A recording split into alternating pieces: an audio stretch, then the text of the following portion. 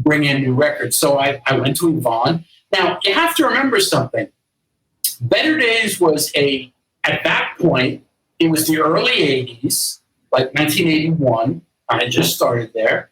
And I had no knowledge whatsoever of 70s classics. None. Nothing. You could say Weekend, you could say Time Warp, and I would go, I have no idea what you're talking about.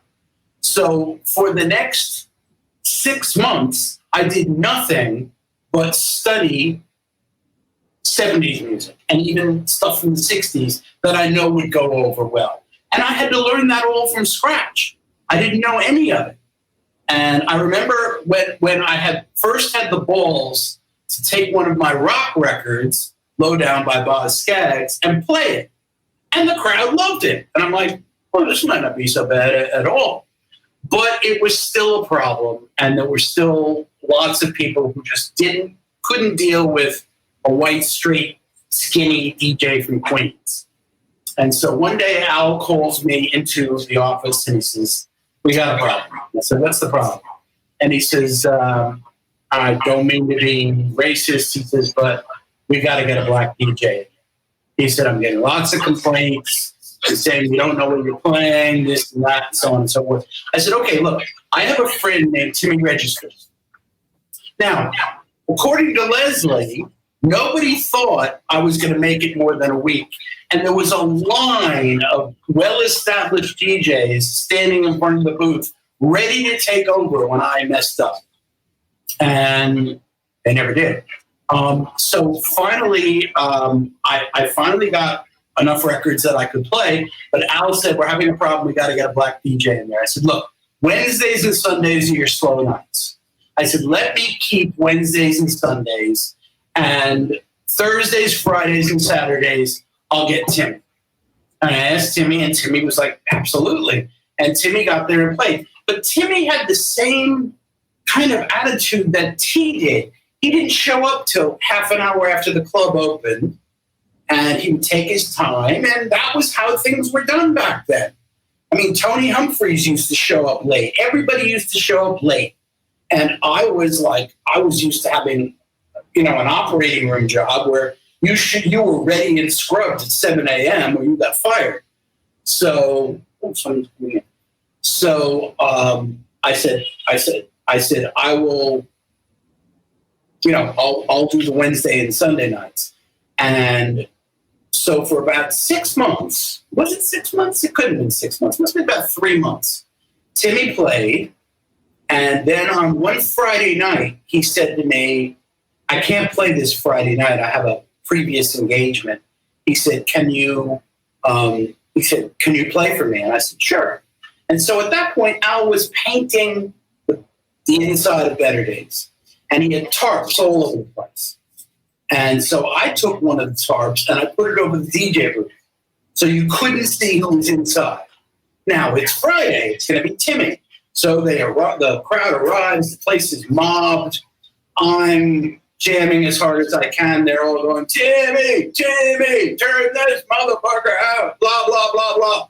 And they had no idea it was me. And at the very end of the night, they were applauding, and I pulled on a string, and the tarp dropped, and it was me. And I just kind of waved out. I never had a problem after that. After I pulled that, Timmy eventually kind of gave up and quit, and I got all 5 nights.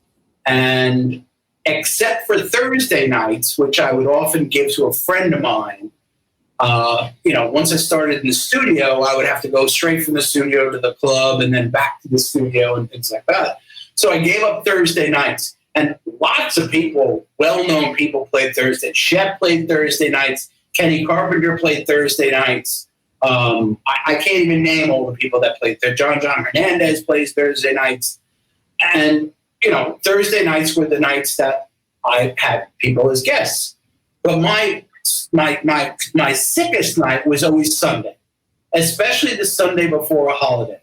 We would put well over 1,000 people in that club. And if you know the club, 1,000 people is like the inside of a subway car at 6 o'clock. And it was mobbed. And eventually I got to know the crowd better. And what they wanted was familiar music done differently, because T used to do a lot of 2 and 3 turntable stuff. And so I started getting into that. And then I discovered this device in 1982 called an instant replay.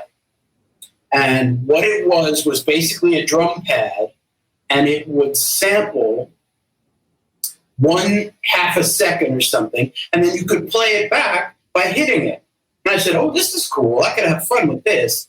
And then I heard that Korg had come out with 2 rack mount samplers. And so I bought 2 of them. And then I did, as Dave Morales lovingly said, I did some MacGyver shit. I took a cassette box and I went to a music store and I said, do you have any old Simmons drums that you're going to throw away? He said, yeah, there's a whole pile of them in the back. Take any you want.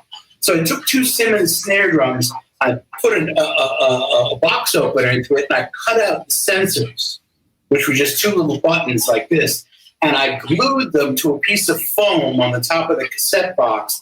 And then I took 2 flat box cutters, and I hinged them with a piece of duct tape at the bottom and put a piece of foam underneath it. So when I tapped on it, it would hit the trigger. And then what I did is I put 2 foot pedals on the floor representing each one of the samplers. And when I wanted to sample something, what I did is I split the cue. One went to my headphone, the other would split again and then went to each sampler. So when I heard something that I would want to sample, I would step on the foot pedal, it would sample it, and then immediately I could play it back with my little MacGyver thing. And the people there had never heard anything like this.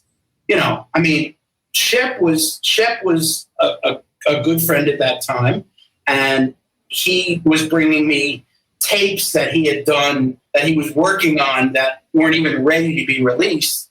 Like I remember, and on my Mixcloud, there's a set from 1985 where I play a very, very early version of Seconds that had chipmunk vocals at the end, which was really weird. And the whole song was different. And I was starting to use the samplers at that point. And people would come up and go, what are you doing? How are you repeating that song? How are you playing songs that we haven't heard yet, but you're playing them back through this thing? And, you know, nobody really understood what the hell I was talking about. They had never even heard of a sampler. But it became part of the way I played. I used it a lot. And then I finally got a Korg 2000, which I could make loops with. And so when they heard me start making loops out of Love Is the Message, they were losing it. They were going up and going, how are you playing like this? How are you doing this stuff? And we started to bring more and more studio equipment into the booth. And then one night, a red-haired kid came up to me, and I saw him in the crowd all the time because he was the only red-haired kid there. And he came up to me, and he's very shy. And he said, hi, he says, my name's David. And I said, hi. And he says, you know, I've been coming here since T was here. And he says, I got to say, you're a really, really good DJ. I said, thank you very much. I said, I work really hard at it. You know, I'm trying to get better. He said, but I got to be honest, you can't play keyboards for shit. And I'm like, excuse me? Get out of my booth. No, and I kind of laughed. And I said, no, I agree. I'm not a keyboard player. He said, well, I play like in my church and things like that. And I like to fool around. He said, one night, could I come up here and like play around with you? I said, absolutely. So the next night he showed up. I saw him across the floor. So I waved him in there, and I had put the CZ101 at the end of the console. And I said, off you go. And I started playing, it must have been, you know, Love Is the Message or Melodies or something like that. And this guy starts jamming over it. And I'm like, oh my God, this guy is amazing. And that is how I met David Cole. Okay, hang on. Let's stop right there for a second. Okay. Take a breath. I'll take some water. Also want to thank everyone.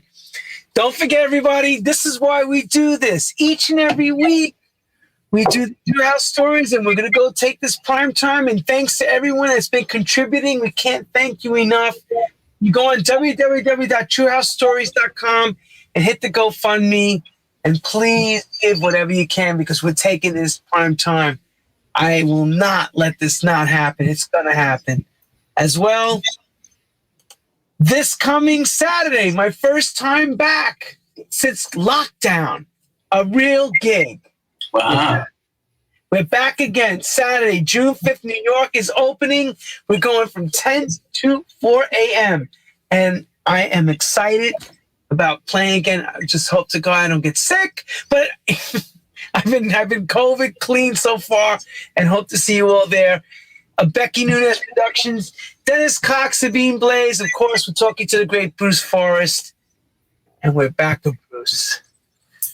Bruce, wait. So you get the gospel redhead with the freckles, because I remember how he looked in those days.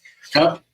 God bless him. May he rest. It was the first time he had ever. I mean, I know there are other stories out there, but this is what happened. And every night that he showed up, I'd go, "Come on!" And we used to do amazing stuff. At the same time, you had a Michael DeBenedictis downtown from the Peach Boys playing a keyboard with Larry Levan too. But most of the stuff he played with Larry was stuff they were working on. But he did play, because I remember hearing about it. He did play, but what David would do is he would take the song I was playing, match the key, and just jam over it. And he and I had this connection that he knew what I was going to do next. And he would change keys at the same time that I would change keys, and we would play records that would I would play a record that would complement his keyboard playing because it had just the right size spaces in it. And eventually, people just started to, stand by the open booth door and watch the two of us go crazy. And then Dave Morales would show up, and he'd grab my 303, and he'd be doing drum programming over the whole thing.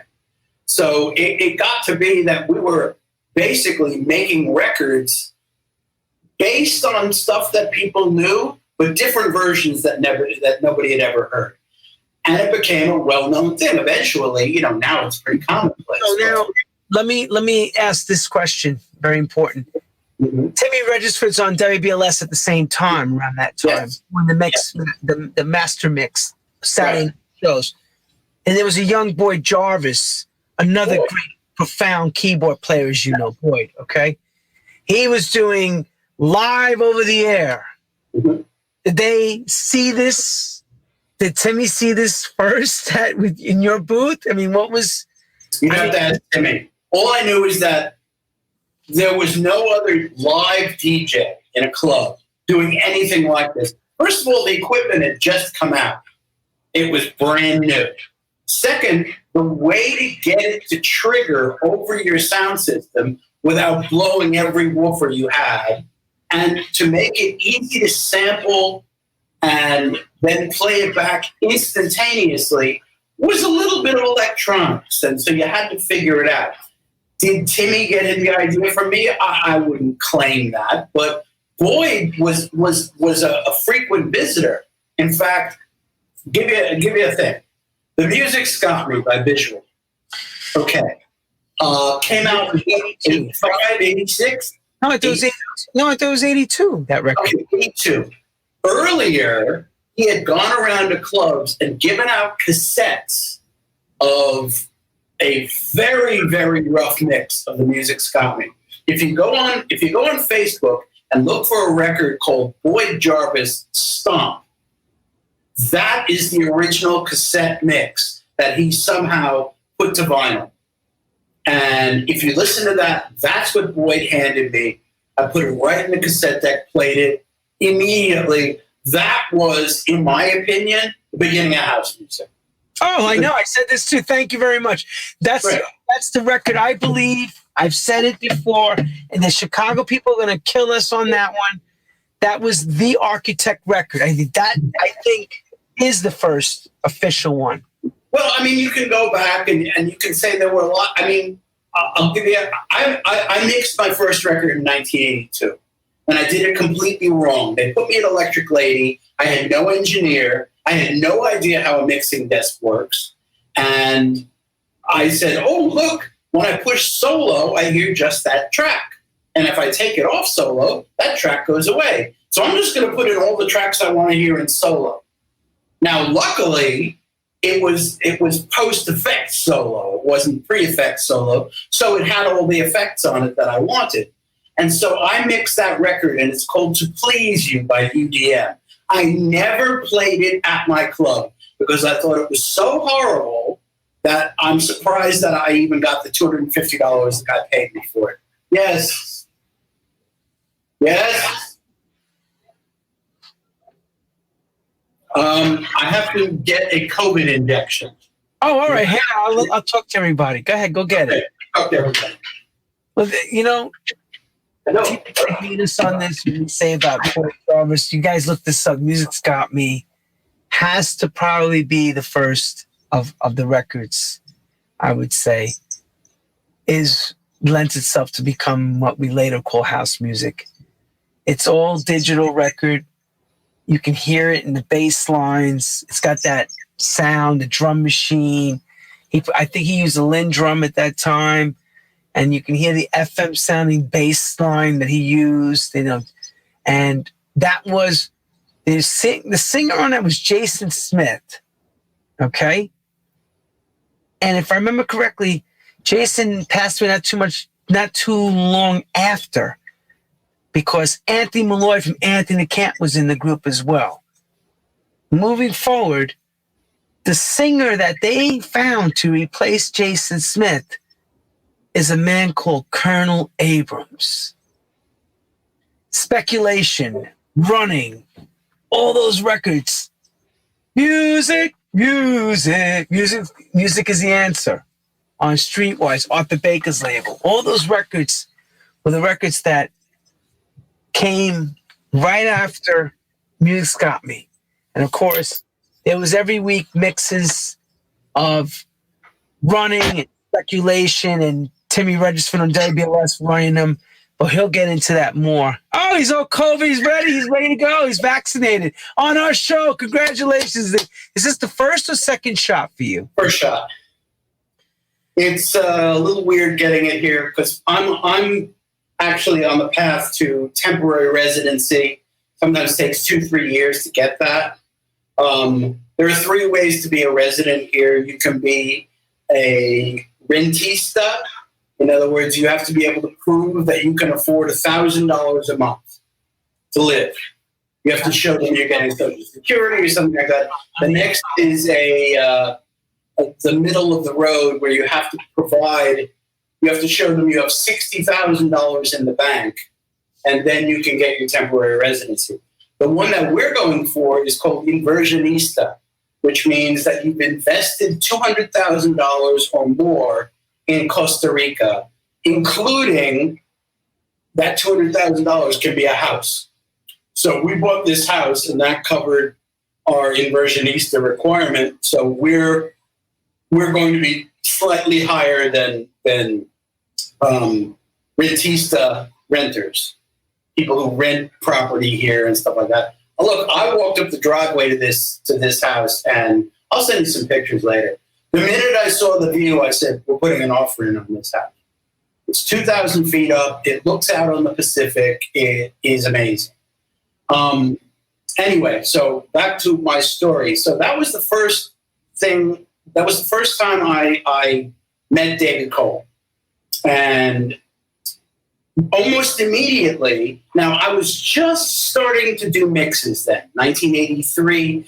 Chris Blackwell, who has been a big feature of my life because he's always given me the first shot at everything. He walked in, I remember it was very funny. He walked in one day with Bobby Gosson. Did you know Bobby?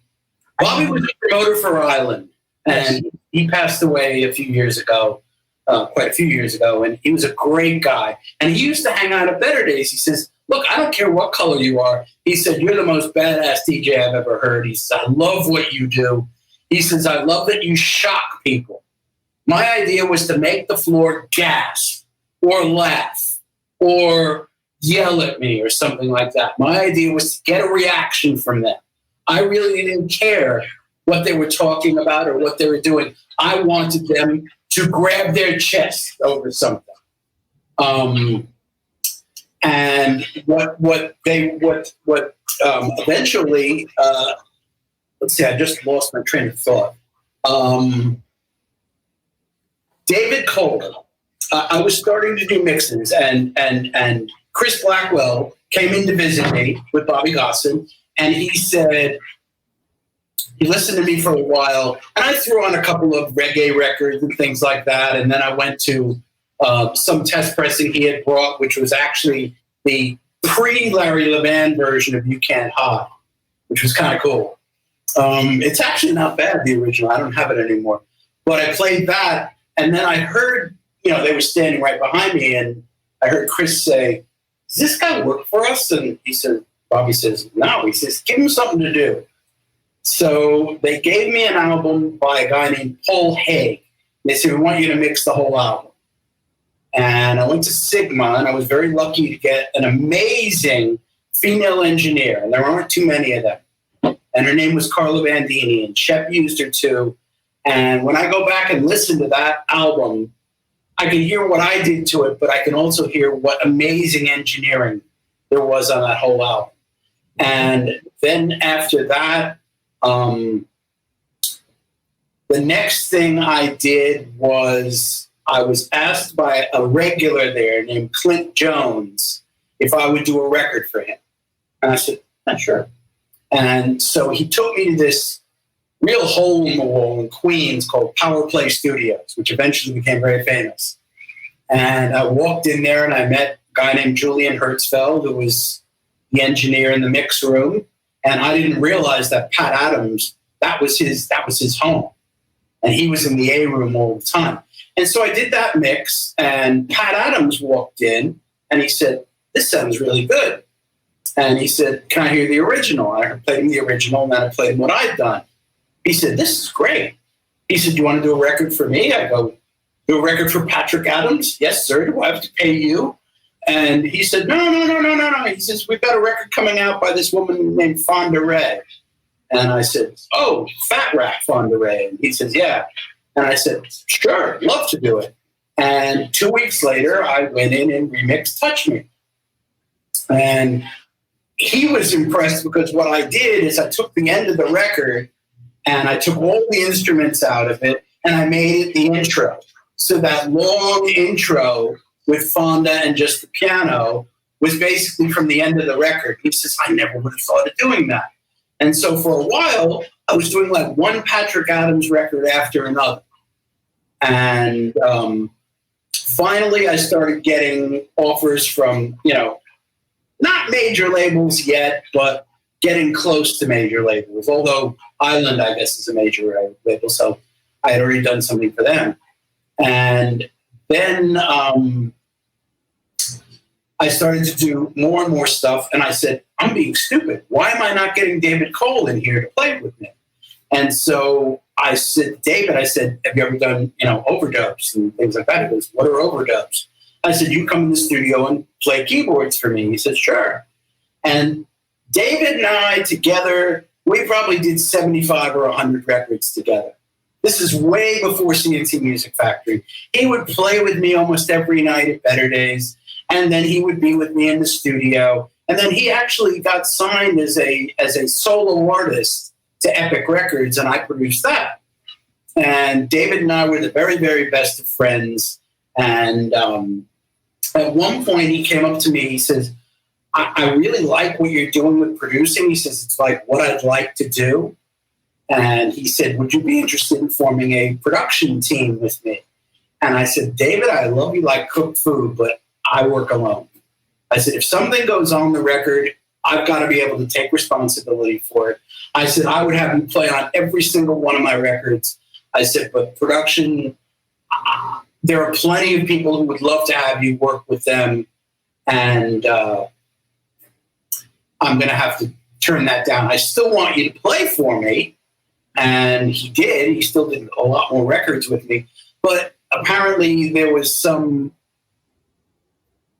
romantic thing going on between David and Robert. And so he eventually started working with Robert Clavillas. Now, Rob Clavillis did play a few Thursday nights at Better Days, but he wasn't a regular. I know some articles say that, but he was a Thursday night guy. And there were lots of Thursday night guys, and they loved just playing one night there and not having the responsibility of keeping the club full. So I did a lot of things to the club. All the interior lighting, like around the bar, was just basically light bulbs hanging. So I changed all those lights to theatrical lighting, and I would come there on my days off, which were Monday and Tuesday, and I'd go up this incredibly tall 30-foot ladder, and I'd change the entire color scheme of the club. So one night you'd walk in, and it would all be pinks and magentas. And then you'd come in a week later, and it would be all blues and purples and everything. So I changed the entire outlook of the club. We also, and this is a little later, Shep and I heard that a club called Alex in Wonderland down near the Roxy was closing. Trust me, you wouldn't have gone there. It was a mine shaft style club.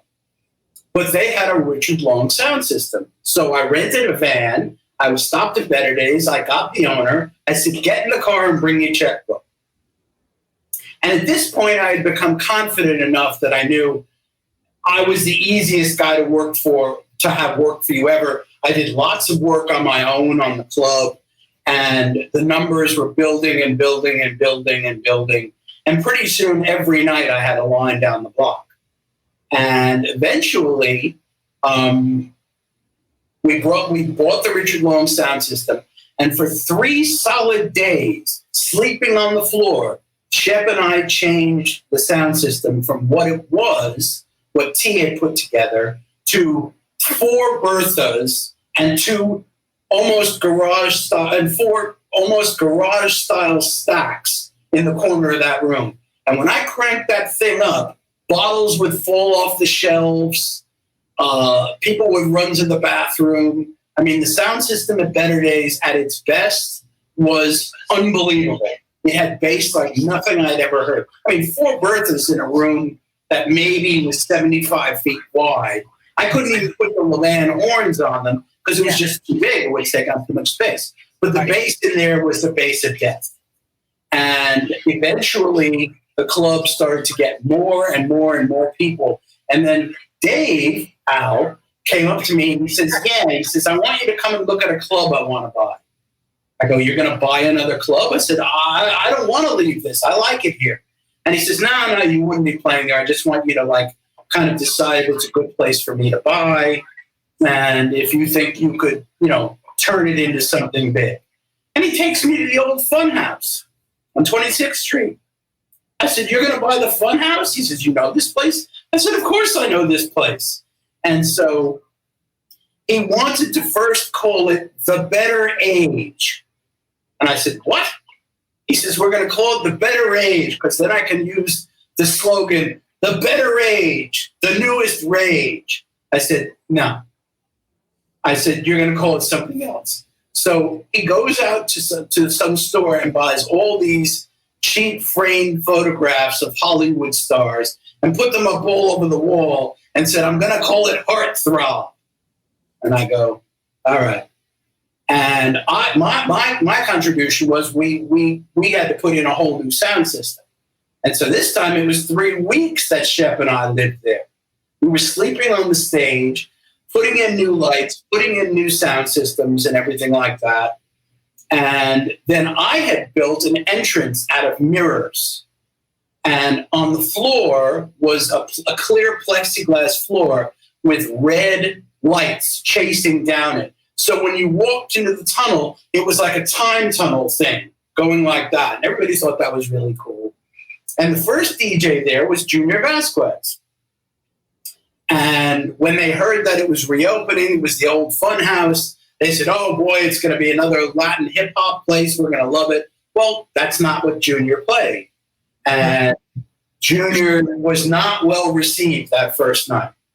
And he did a second night, and he was not well received the second night.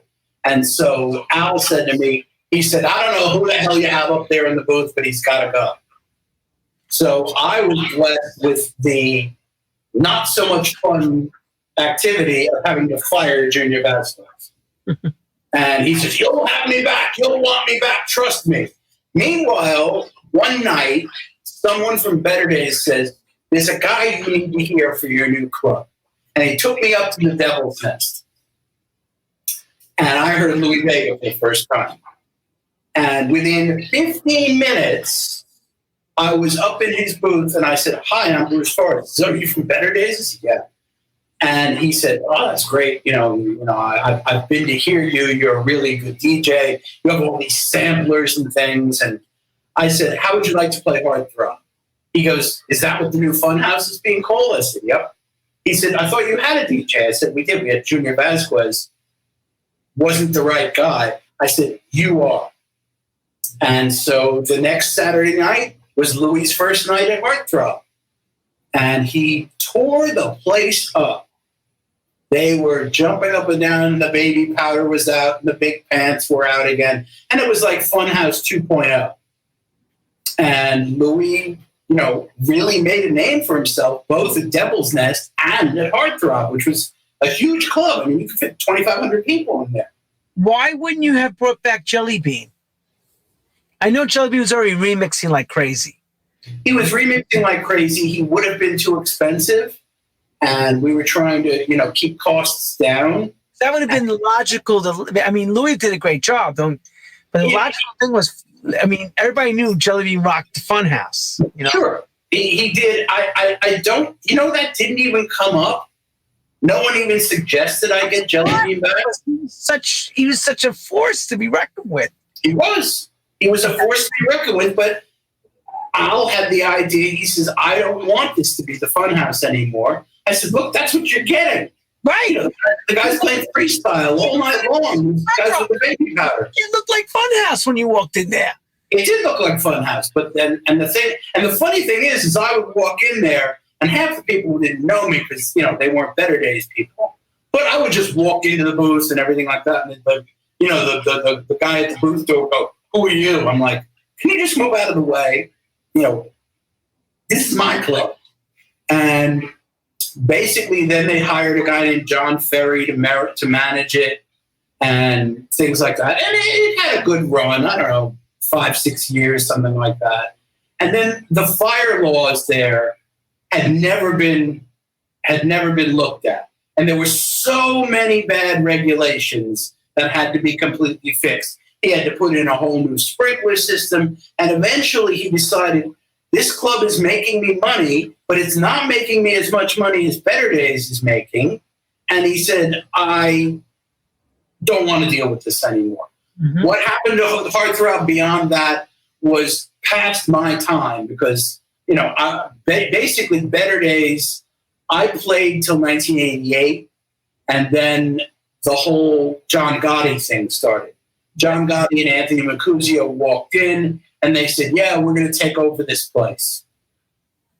And the unfortunate thing happened that they would show up once a week and they would collect their money, and they were keeping black people out. They were keeping Latino people out. They were only letting white people in, and they were changing all the lighting to grapes hanging from the lighting fixtures. And I'm like, I can't do this. And I left. And I was doing enough mixing by then that I didn't really need Better Days money, certainly to survive. In hindsight, I probably should have stayed because eventually they got sued because they called it Bedrocks, and Hanna-Barbera would have none of that. And then Robert Owens and John Hall tried to turn it back into Better Days. Right. The problem is that Anthony Mercuzio and John Gotti had taken the entire sound system that I put in and all the lighting that I had put in. And so it was back to the way it looked when T was there. Right. And when people who had been coming there 5-6 years came in, they went, what happened to the sound? What happened to the lights? And eventually the club just went down and down and down. And the building got built across the street, so there were lots of Microsoft people there, and they would come in there, and have lunch, and I'm done. And I left. And I never played another New York club. I turned down all guest spots. I only did 2 guest spots in my entire life. One was the Clubhouse in Washington, and they wanted me to do something called the Children's Hour, which was like their big event of the year. And I did Children's Hour, I think 1985, and it was awesome. The club was packed. It must have been 130 degrees in there. There were some pictures of me. I remember there's one picture of me. I had all my samplers and stuff there, and they had never heard anything like that either at the Clubhouse. And there's one picture of me mixing like this with a joint sticking out of my mouth. And actually, what's funny is you must know the Loft picture. It's a picture of a bunch of us sitting there with Gail in the middle, I'm at the end, then Shep, and Francois was in the picture, and Burt Bebbins and Kenny Carpenter. Well, if you look at the picture of me, you'll see I'm cupping a joint in my hand, which was kind of funny. But at that point, I was purely studio. There was no other club that I really wanted to play at. Now, just to put a rumor to rest here, and I've told this to many people, I never, ever once tried to play at the Paradise Garage. It was Larry's club. It was Larry's home. Larry and I didn't get along. Larry was a member of that T. Larry Patterson group. And T and I ended up becoming really good friends. I used to go see him in Zanzibar all the time, and he used to come and see me at Better Days. And Larry Patterson and I became good friends, too. And Tony Humphreys and I became good friends. But Larry Levan, I got in free because I was in For the Record. So I just present my card and I'd walk around. I didn't even have to wait in line. I'd walk up the right side of the ramp. And I could go into the DJ booth and I could sit in the VIP area and hang out with, Steve Thompson and all the other guys that used to hang out there. In fact, the best concert I've ever seen in my life, and I've seen a lot of concerts, was Willie Colon at the Paradise Garage. Never in my life have I seen anything like that. He had 9 percussionists up there, and it sounded like one. They were so on beat, and they were so amazing. Anyway, so I remember one day I went up to Larry, and I put my hand out, and I said, "Hi, I'm Bruce Forrest. It's a pleasure to meet you." And he looks at me and says, "I don't know him." And I thought he didn't hear me. And I said, no. I said, "Larry, I'm Bruce Forrest." I don't know him. I know he is. And he looked at me straight down and he says, "I still don't know him." I'm like, "Okay, not a problem."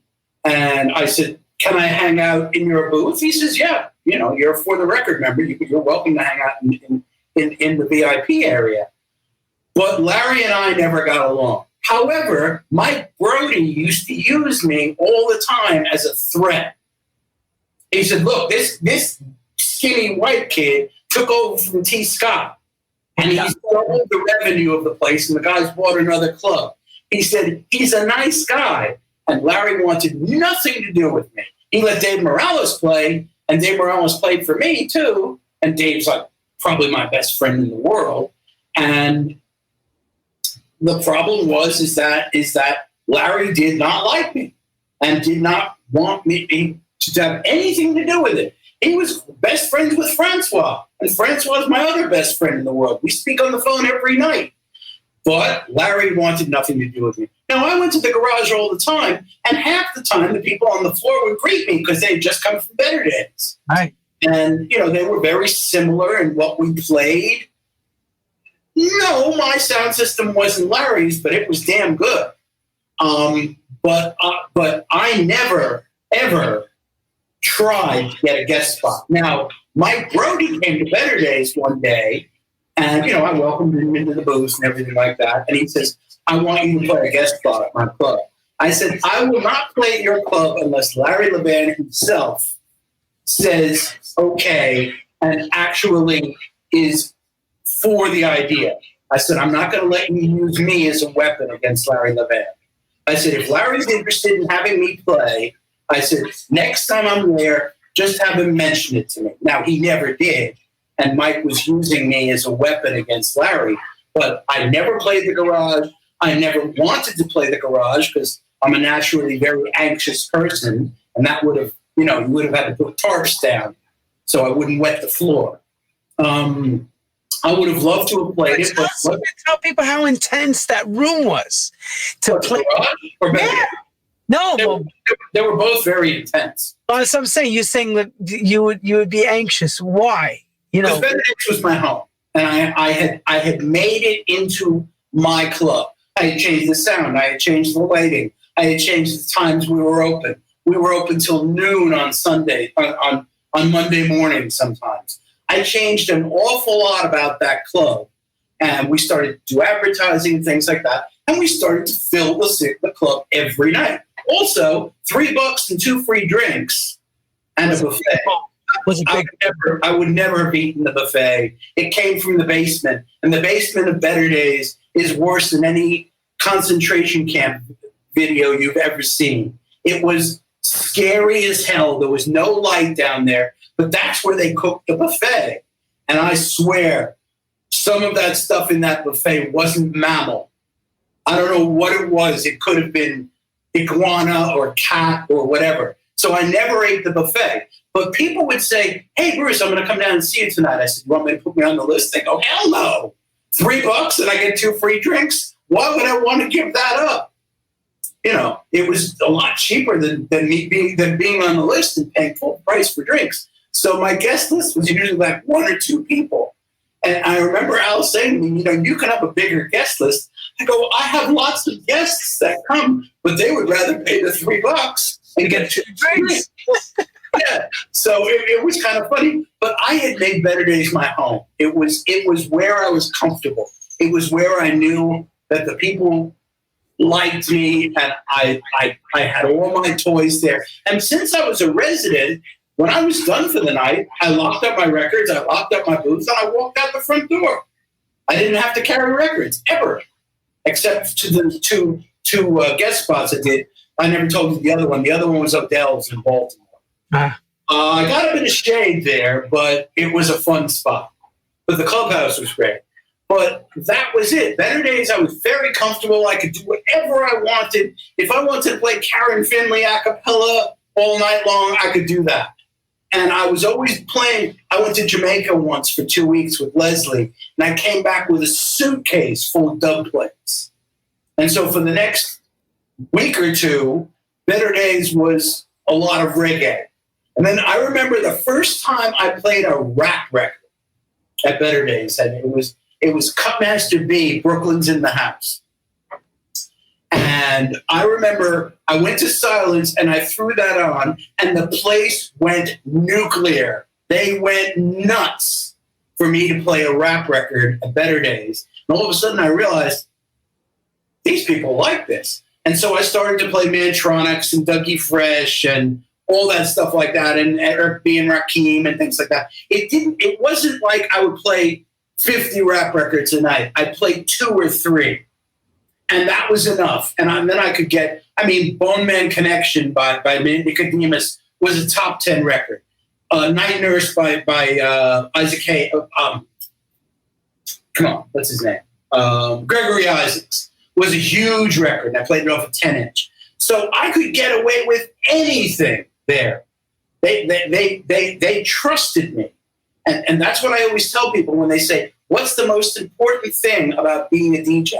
I said, getting your crowd to trust you so that they know that if there's a song that they don't particularly like, all they had to do was wait 5 minutes and they were going to hear something they like.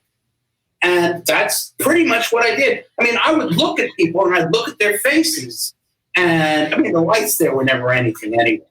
And I would look at their faces and I'd see how they were reacting. And then I would put something on and I'd look back at them and see if they got a positive reaction. A lot of it was psychology. I'd go out in the crowd when they were voguing, and I would watch what they were voguing to and watch how long they wanted to do it. I would play records for 45 minutes sometimes. I remember probably one of the records I played the longest was Cruel Intention, You Don't Know. I would keep that record going for 40 minutes, a half hour, and things like that. And I always had something else on my third turntable, or some a cappella, or some other song that would mix in well with it, or sound effects or something like that. Although most of the sound effects I could generate myself.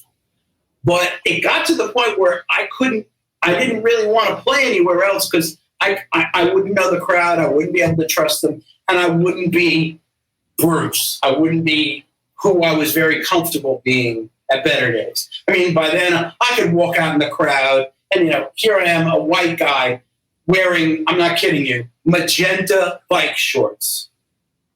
Now, whenever I tell anybody that now, they do the same thing as you. I was wearing tight magenta bike shorts. Now, nobody believed I was straight. Even though Leslie was there all the time as my girlfriend, they go, oh, please, the two of them are completely gay and they're just doing that to get over on their parents. I'm like, no, really, I am. I said, I have no problem with what you guys do.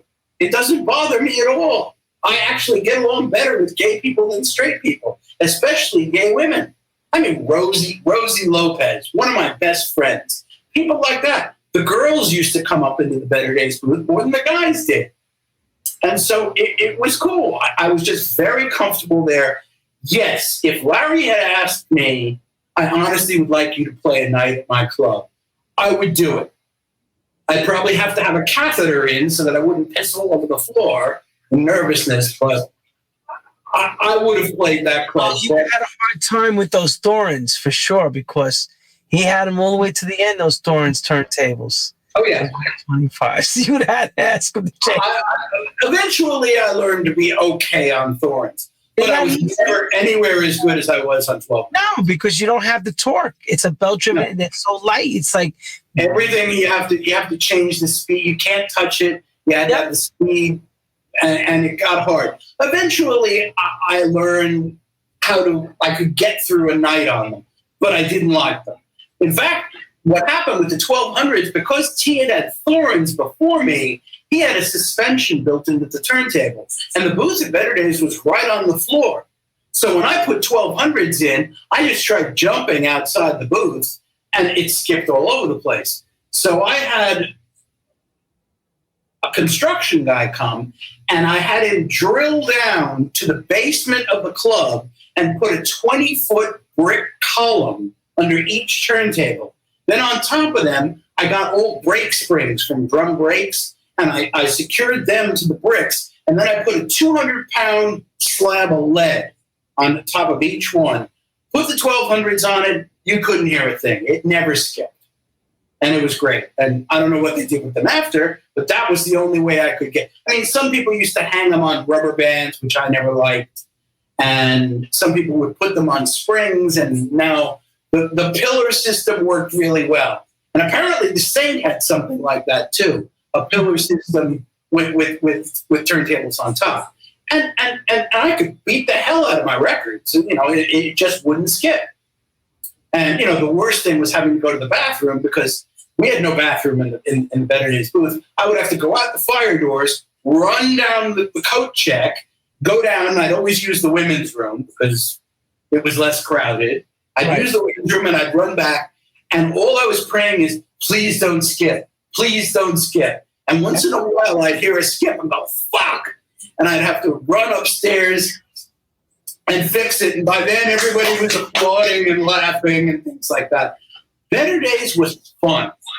There was a lot of entertainment there. People would get up and dance on the speakers and do weird handstands and things like that.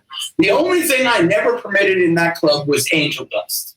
If I smelled dust, I came out of the booth and I found out who was smoking it, and I got JD, who was the size of Aaron Judge. He was like 6'7", 300 pounds. And he would literally pick the guy up and throw him through the front door, usually remembering to open it, but often he didn't. So that's what went on. But Better Days was fun.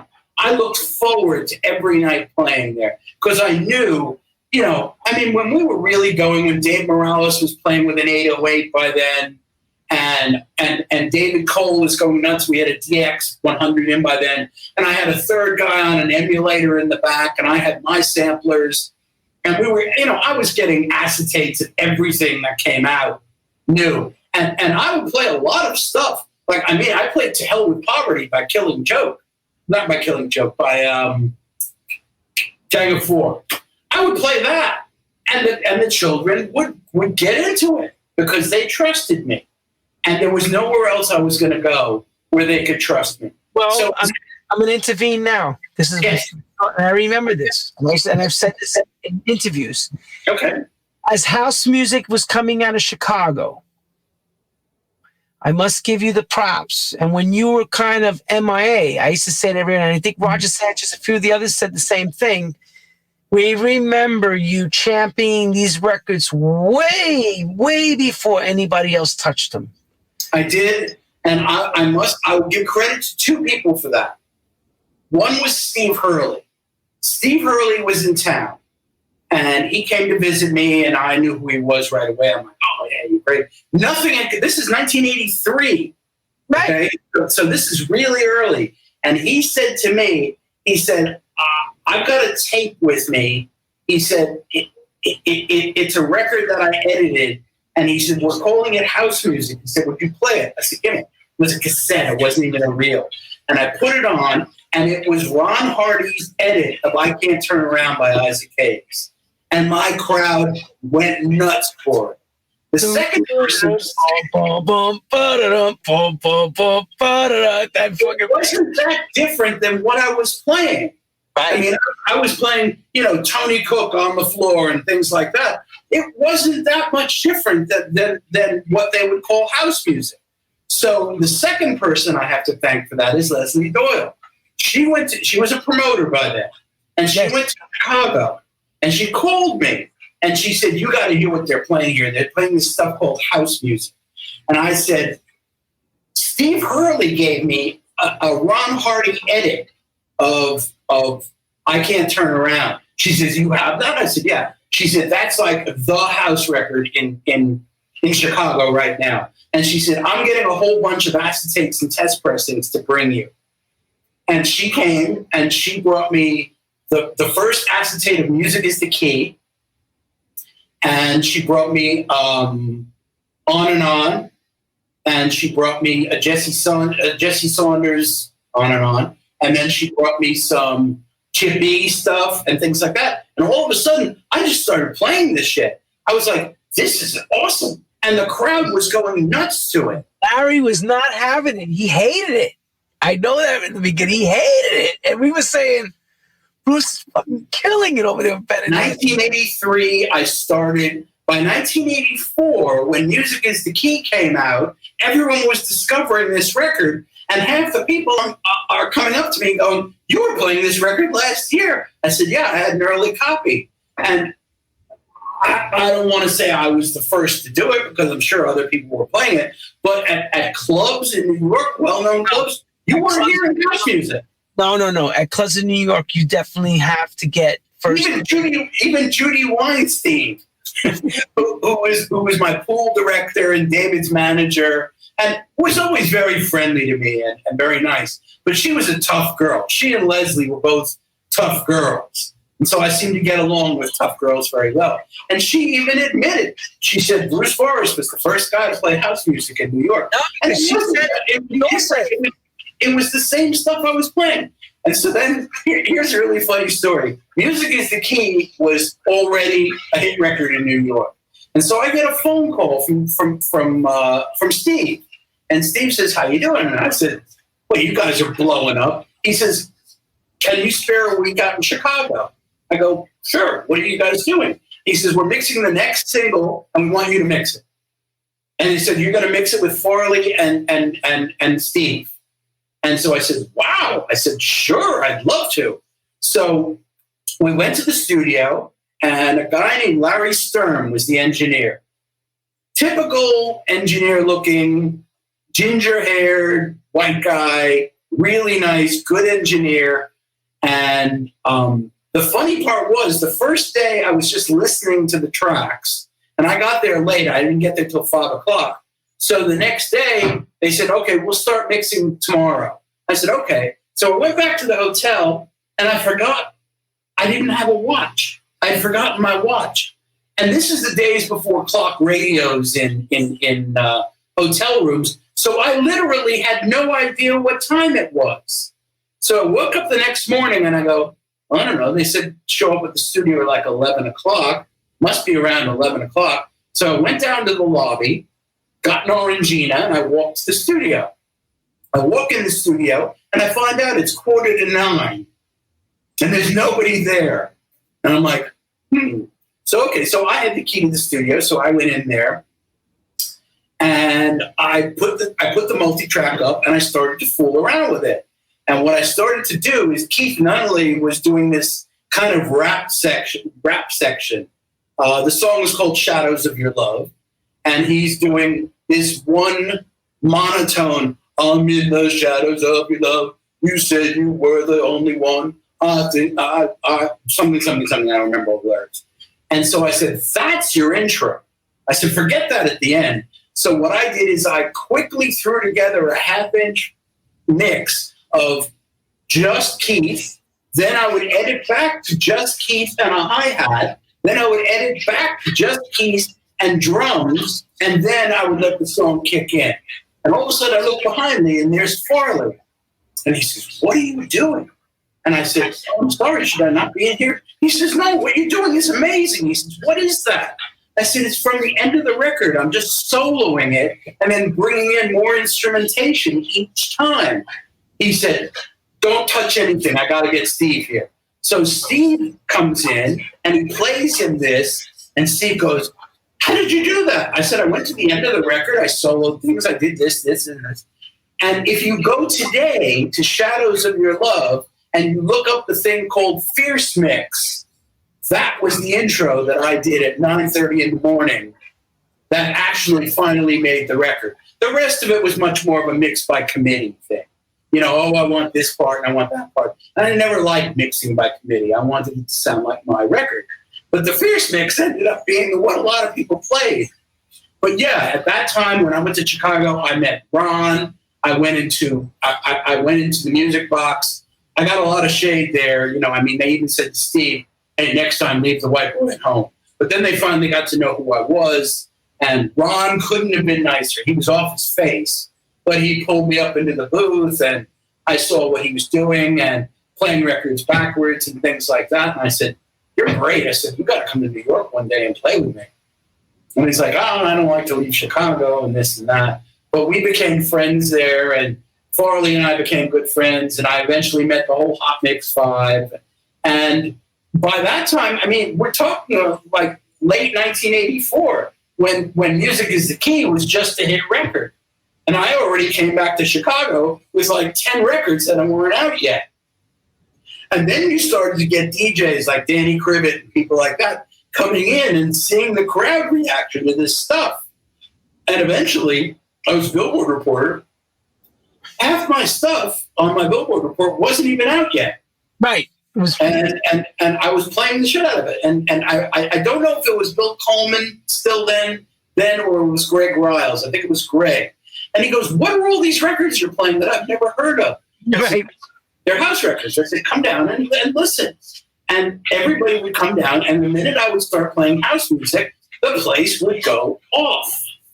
And they're like, oh my God, I got to get some of this stuff and things like that. And it just became a regular part of what I played every night.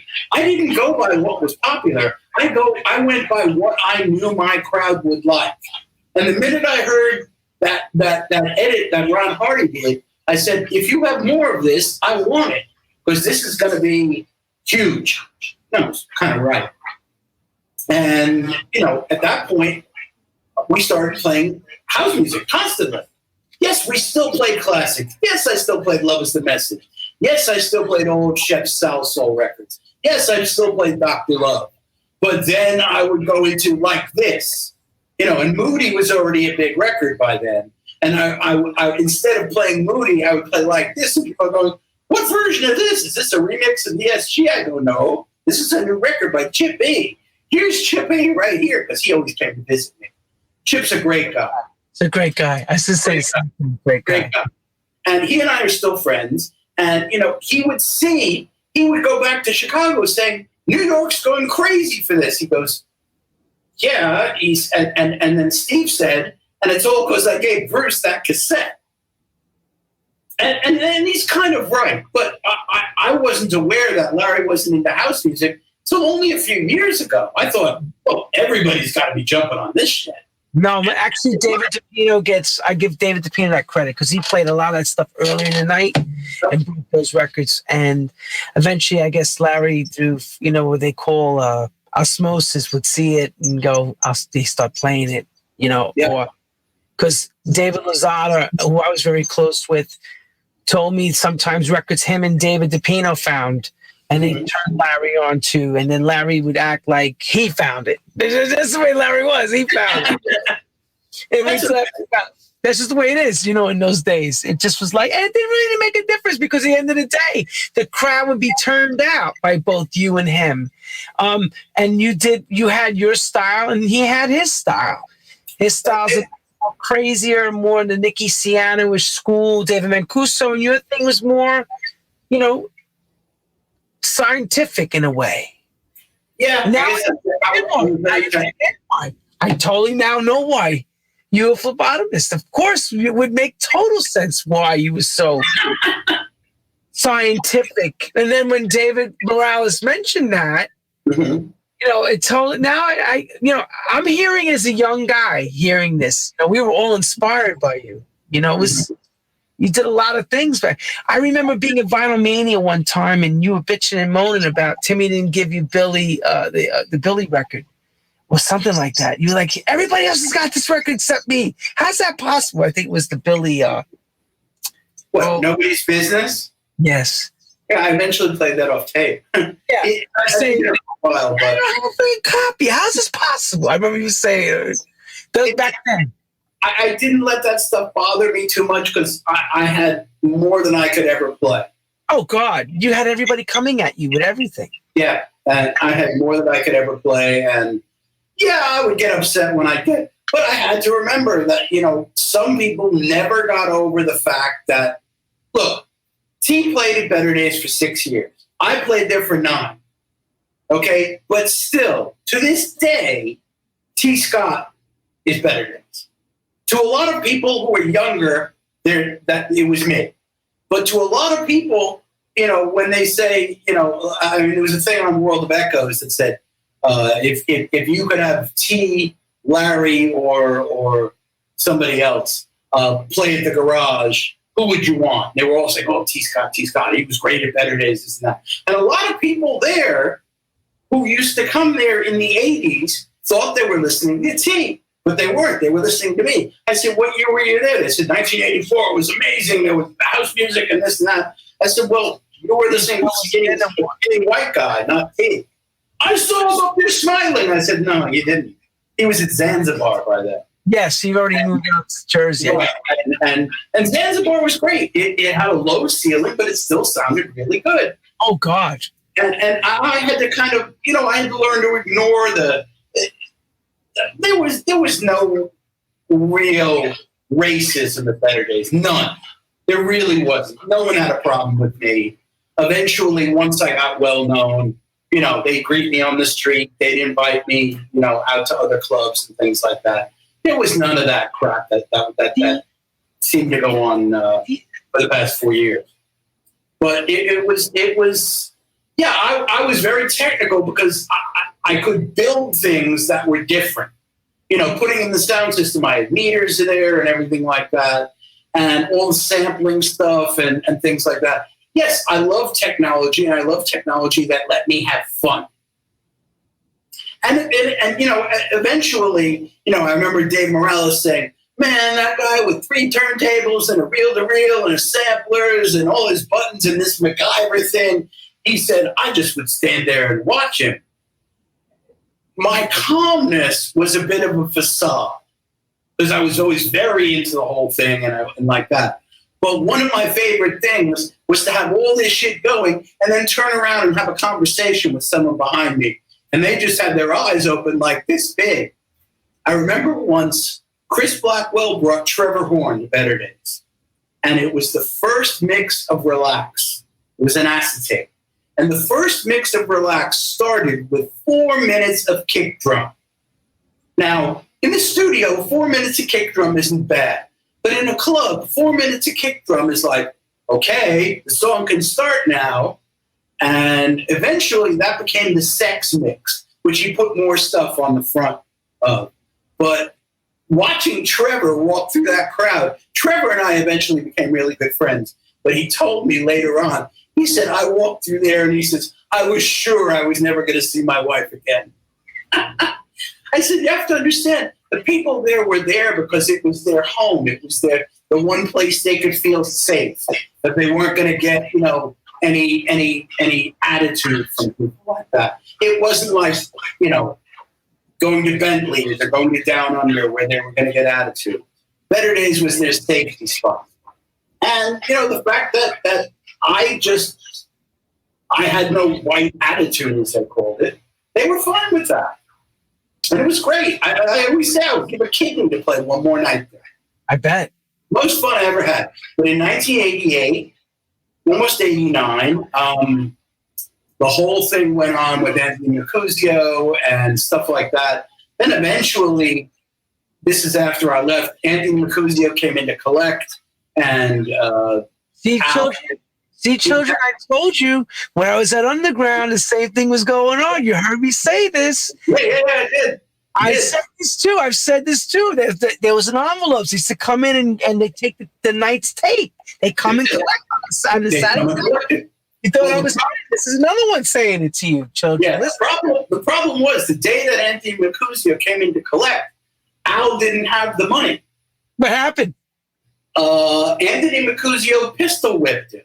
Yeah, and then Dave took out his .38 and shot him 4 times. Dead. Bad move. Then he had a heart attack.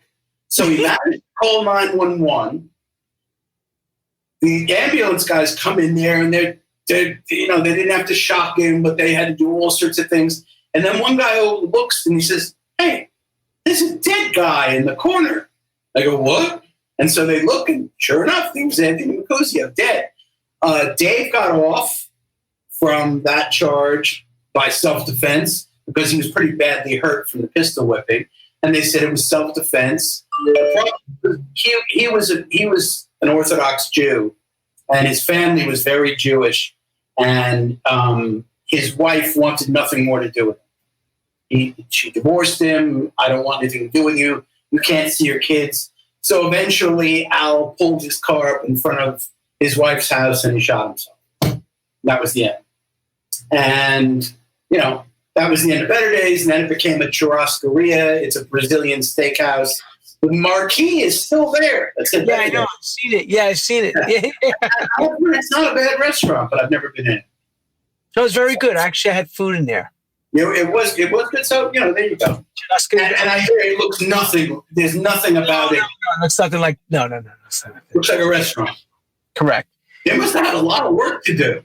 I can't wait till the contractor said, "We've got 3 20-foot concrete pillars here that we have to put down." Yeah. So they had to jackhammer that out, but I never went back in. It was about that time in 1989. In 1989, I was mixing I was mixing 2-3 records a week. And I got a call from the UK from a guy named Mike Sefton, who was already my friend. He was at A&M Records. And he said, "We want you to come and listen to a record to see if you want to remix it." I said, "Send it to me." He says, "No." He says, "This is something you really have to hear, live." He said, "There's a couple other things we want to talk to you about. Come on over. We'll send you a plane ticket." So I said, "Okay." So I walked into his office and he played me the song. And the song was called "Man in the Moon" by Titio. And I listened to it. I listened to the whole thing. And I said, "I'm not touching that." And Mike said, "Why not?" I said, "Because it's perfect. Because there's nothing I could do to that record that would make it better." And it actually was Nana Cherry's sister. And I said, "The voices are perfect. The drums are perfect. Everything is perfect. I'm going to turn this down." He says, "You're really turning it down?" I said, "Yeah." And luckily, as I was in the air, I had gotten my first cell phone then. It was a big brick phone like that. In fact, it was so big, I added a dog chain to it to carry it with, and it didn't add any appreciable weight. So it was, my phone rang in the cab, and it was Steve somebody from CBS. And he said, what was it, CBS? I don't remember what it was. And he says, you still in town? I said, well, I'm heading to Heathrow. He says, no, come back to Storm West. I go, why? He said, we're remixing an ABC record. He said, we want you to do something on it. So I said, okay. So I came back and I mixed this ABC record called The Real Thing, and it was all right. And then all of a sudden the phone started to ring off the hook. And so I said, I don't want to stay in that hotel anymore. And so they said, you can take our flat. We have an artist's flat across the street. And I lived in that artist's flat for the best part of a year. And then I met my wife, which was actually pretty funny. I was working with Paul McCartney at the moment. And this is actually a story worth telling. How I found my wife. I picked her out of a catalog. Now, I'm not kidding.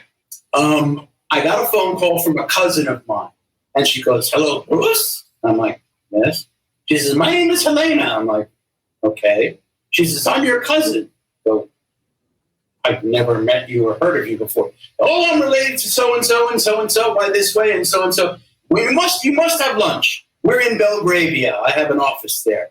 Now, Belgravia is like saying, I'm on Park Avenue. I'm like, sure, free lunch, what the hell? So she said, why don't we have this on Thursday? I said, okay. And so Thursday I came, and I'd been in the studio all night. I hadn't gone to sleep. So I was in a sweaty Sarm t-shirt. I hadn't shaved. I didn't look great. And I walked in, and everybody in there was in Savile Row suits and Brioni suits and the best dresses. And everyone was very well dressed. And they go, yes. And I go, oh, I'm Bruce. I'm Helena's cousin. I'm supposed to have lunch with her. Oh, yes, Bruce. Great. Come on in. And I look, and there's all these people filling out forms. What is this place? And I said, it must be an employment agency or something like that. So out comes Helena, maybe a woman in her 50s. Looks like she put on makeup with a trowel. I mean, it was thick and heavy. And we went out to lunch and things like that. And she asked, what do you do? Well, I'm a record producer. I used to be a DJ. And she said, weren't you going to be a doctor? I said, yeah, but I would have been a terrible doctor. And so now I'm into production. And she said, who are you working with? I said, Paul McCartney right now. And she said, oh, I know him. I said, yeah, I figured you would. And and we finished lunch, and on the way back, I said, Helena, can I ask you a question? She says, Joshua. I said, what do? You have a whole building in Belgravia. Whatever it is, it must be, quite a business. And she said, I am an introduction agency for very, very wealthy people, mainly Middle Eastern men who want to meet a highly placed English woman, maybe with a title or something like that. She says, for men, it's $50,000 for an introduction, and for women, it's $25,000. And I said, oh. And she said, would you like to look at our book? And I went, yeah, why not? So she takes down a book, and I expect, to see beautiful women. And I open it up, and I think I'm at the Westminster Dog Show. I'm like, oh, my God. Looks like the ass end of a corgi. And she says, oh, she's a doctor, and she's very wealthy. I said, okay, I would have to know when to walk her, because I'm sorry, she's not the most attractive woman. So I go through the whole book, and it's one hound after another. And she keeps saying, oh, this one's so rich. She has these big houses. I go, I have a certain level of attractiveness that I require. This one, did she stop in the middle of dinner and start scratching herself? I'm like, she says, look, I know my girls aren't very attractive. She says, but, when money talks, nobody wants. And so I said, look, I'm done with this book. And I said, what's the book next to it? She goes, oh, I just showed you the Jewish girls. She says, your mother would kill me if I showed you the Christian and Catholic girls. I go, let me see. That's where all the good ones are. and so I think, oh, okay, this is going to be interesting. Flip the first page, rear end of a corgi again. I'm like, oh my God.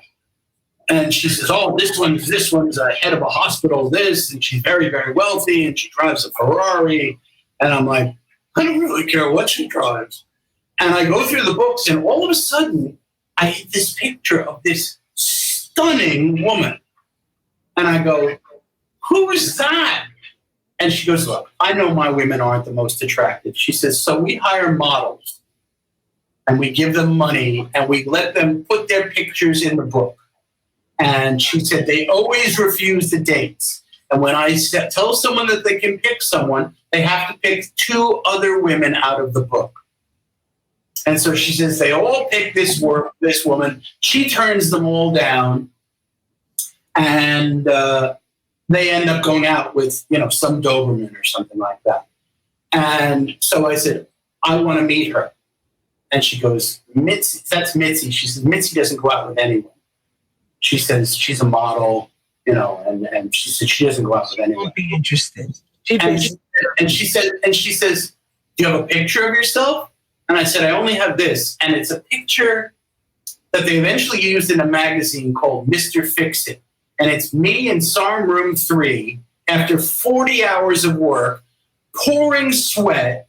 And the picture is taken from the angle of my sneakers. So my sneakers are this big in the picture, and my head is this big in the picture. And she says, well, it's not the greatest picture in the world. I said, it's all I have. But we can make it work. So she calls me back a couple days later. She says, Mitzy says, okay. I said, you showed her the picture? She said, yeah. She says, why not? Free meal.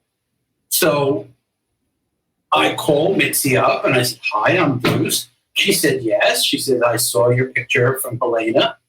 And she said, I said, okay, I've got a great date for you. She said, I'm working with Paul McCartney now, and he's doing Wembley Arena tomorrow night. I said, well, we can go to the pre-show dinner with Paul and Linda, and then we'll go. We have front row seats, but we also have all access passes, so we can go backstage. And then after that, he's got a limo for us that he's going to take us up to his house in Berkshire, and they're going to have a big after-show party. I said, how does that sound like for a first date? She says, that sounds great. So I figure, yeah, if anything's going to impress me. I would have taken that too. I would have been very happy. Exactly. And Paul was there, and Paul was talking to us and everything like that. And so the next day she calls up. She says, I can't go tonight. I said, why? Did you look at the picture finally? She says, no, I'm not feeling very well. I said, how bad are you feeling? She says, oh, I couldn't go out and listen to a loud concert. And I go, okay. I hang the phone up, and I expect, well, it was a good shot. About 2 days later, I get a phone call, and it's from Mitzy. And she goes, hi. And I go, hi, who's this? She goes, it's Mitzy. And I said, yo, you missed a great show. It was really, really good. She says, can we try again? I said, well, Paul's gone now. I said, we finished his production. He's back he's back home now. We're not going to be able to do that. I said, I'd love to take you to dinner. And I was in my black leather phase then. I wore black leather pants, black T-shirt, black jacket. I had 3 earrings in this year, 2 in this year, and chains on my boots. And so she met me, and we went to a Thai restaurant called the Blue Elephant. And she said, in my entire life, I have never laughed so much as during that dinner. She said, you were interfering with my eating. I was about to take a big bite, and you would say something, and I'd crack up laughing so hard that I couldn't finish. I couldn't eat. And she said, it was the funniest dinner I've ever had. She says, you're just one after another. And she says, you're making jokes about England. You're making jokes about the United States. You're making jokes about me. You're making jokes about yourself. You're very self-deprecating. She said, I said, so I passed the audition. She said, oh, yeah. And I said, would you go out with me again? She says, yeah, if you don't wear that damn black outfit you wore. She says, look, I thought you looked like a gay dispatch rider. And I said, no. I said, no, I'm not. And she said, I heard you used to play in a gay club in New York. I said, I did. She said, but you're straight. I said, 100%.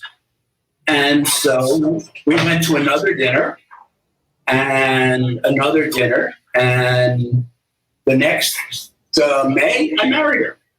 She came back to America. We stayed here for 3 weeks, got ready for the wedding. Shep was my best man. You've seen the picture, I'm sure, with Dave Morales and David Cole. I saw it many years ago, that picture. Yeah, it's from, I remember seeing it years and years and years back. Yeah. And it means even more to me now, because first of all, David Sawyer's in there, and Shep, and David Cole. First of all, David has hair, which everybody first corrects up. I forgot. Hair. He's got hair there. Having a picture of David Cole like that meant a lot to me. Oh, that's a great shot.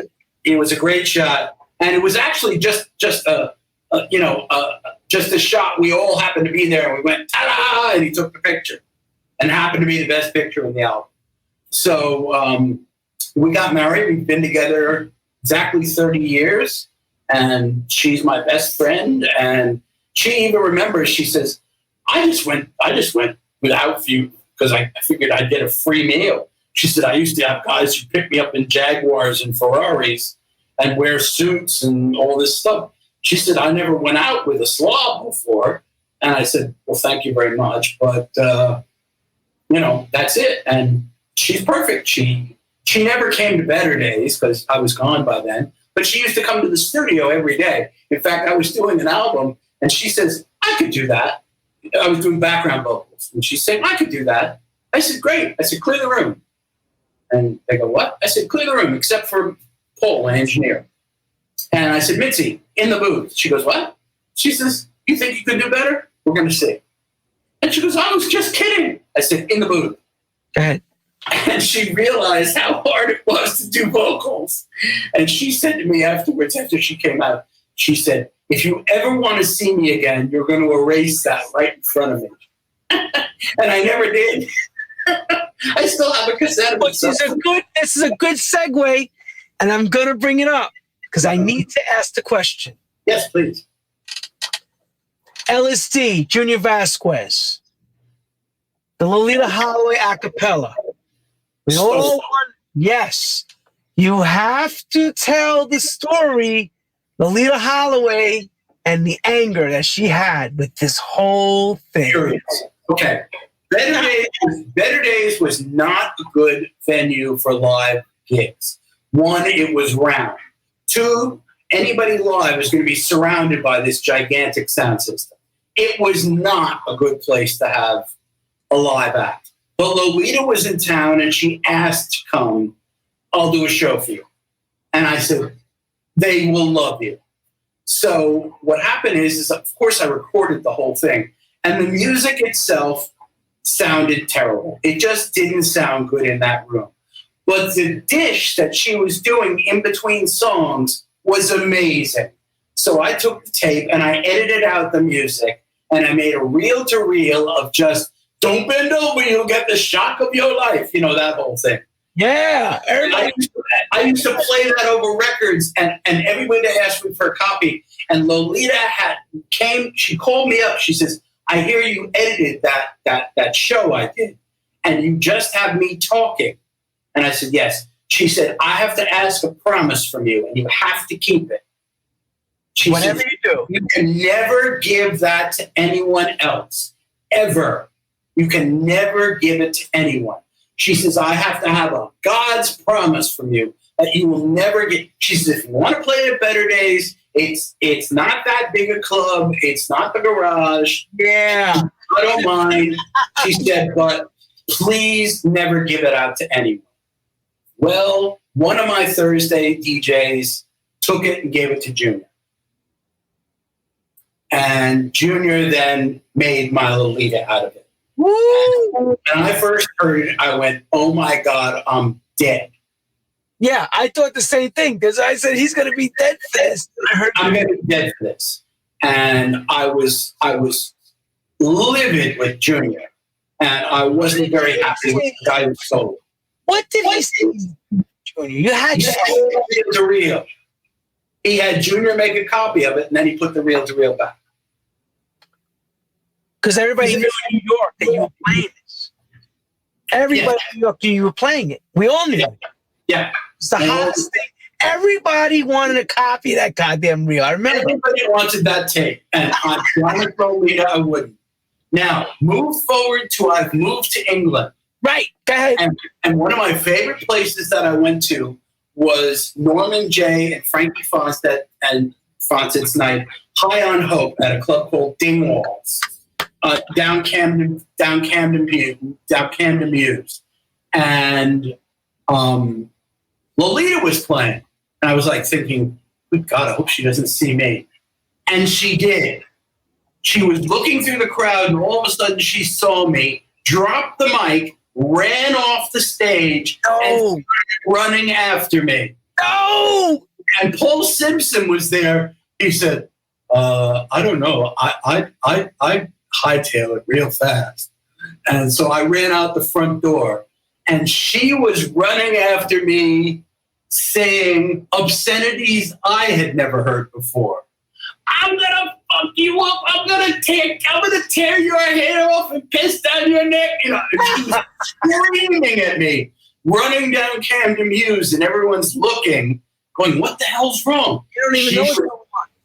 She was running in high heels, and she was almost catching up with me. Oh my God!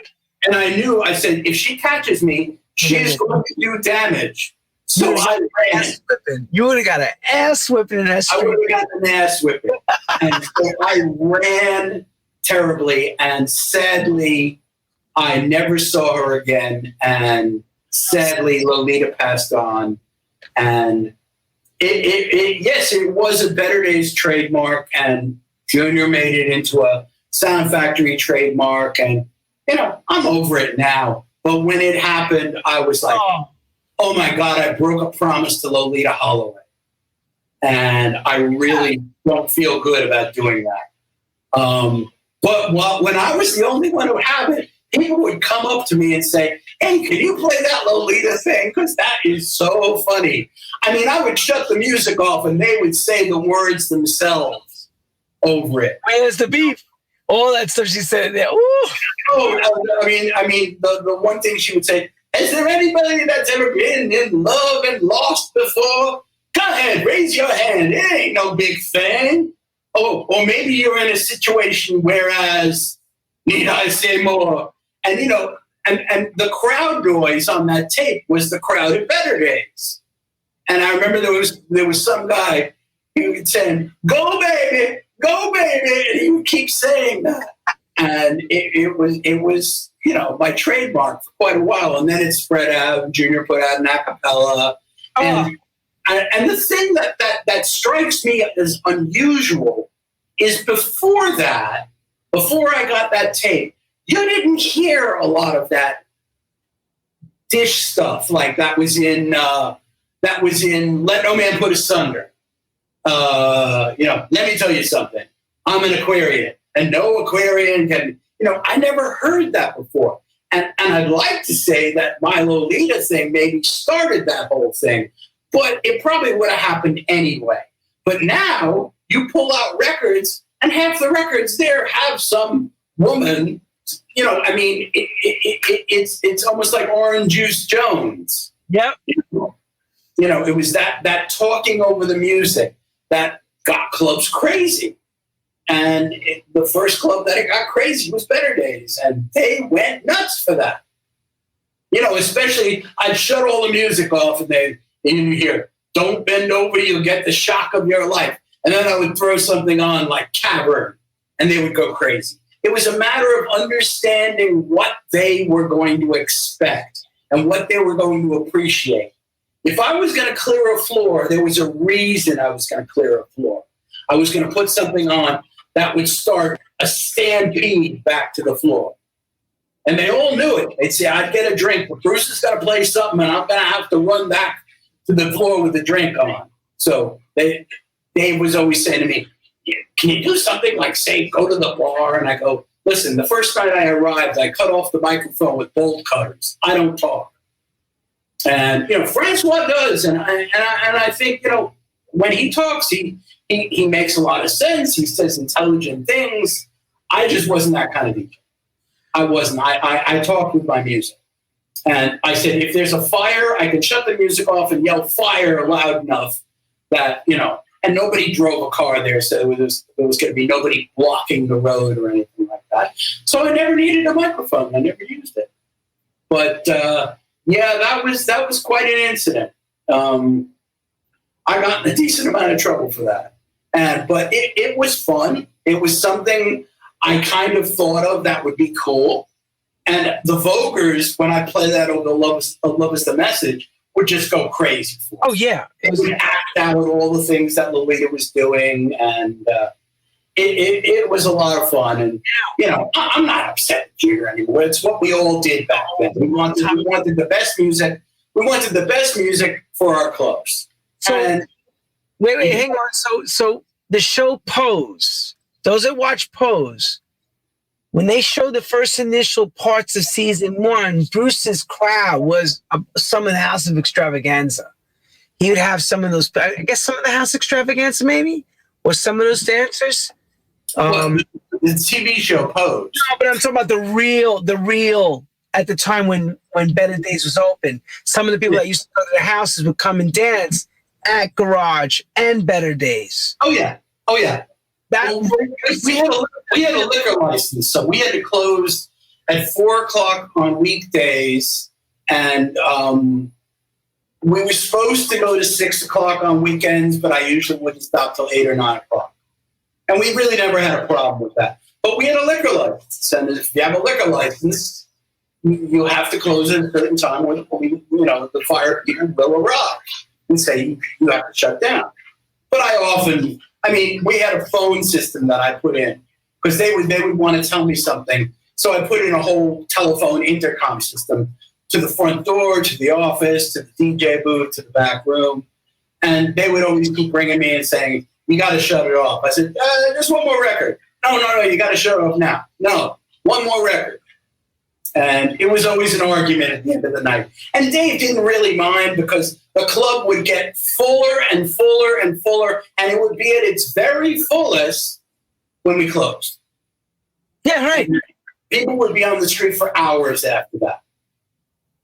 And it was fun because it wasn't like a lot of clubs that, as it gets near the end, people start to wind down and they start to leave. I didn't. And I learned from Francois, who is and has always been my idol.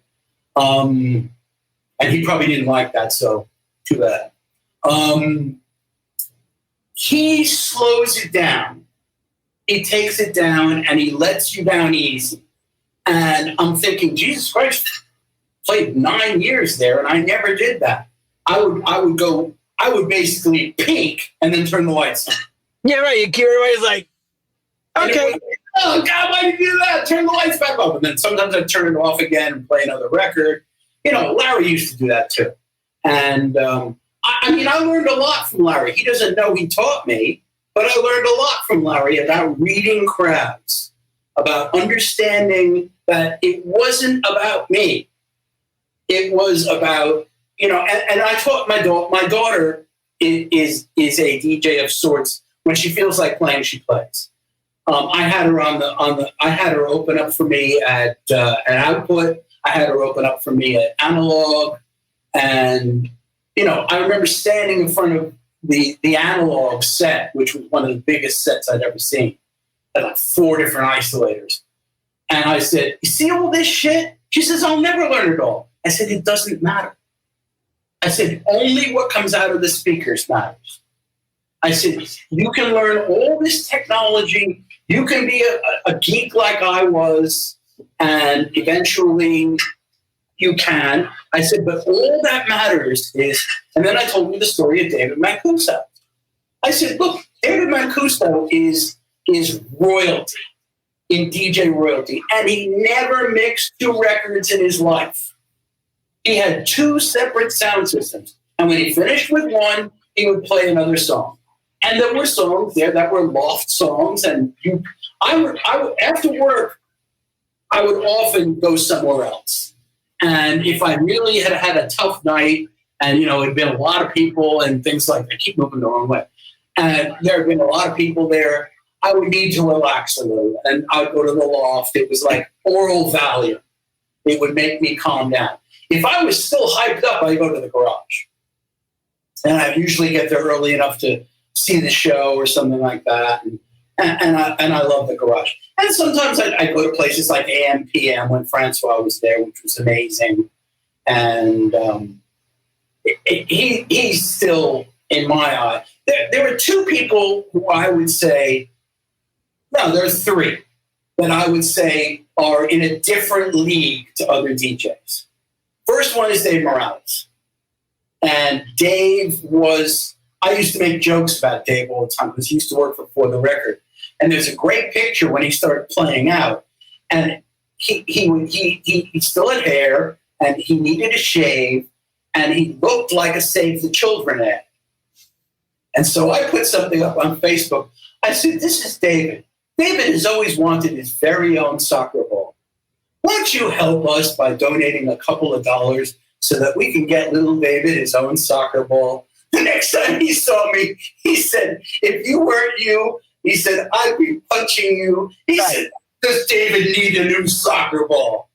I said, I can do that to you because I know you're not going to hit me. He said, if it was anyone else that did that. I think David, when David is on, there is no one like him. He does a lot of things that I'd like to think he learned in Better Days. A lot of shocking things. Like, I would play something that nobody would expect me to play, and the whole place would go nuts. And it was really fun. And he does that too. And he's very good at it.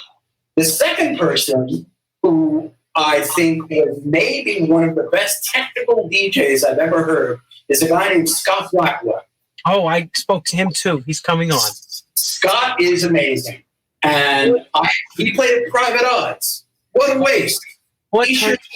He should have been at some huge club, because the only person I can name who played a lot like me, he would do things like use a rotary mixer and put one copy of the record a half beat back, and then manipulate the mixer fast enough to completely eliminate the beat.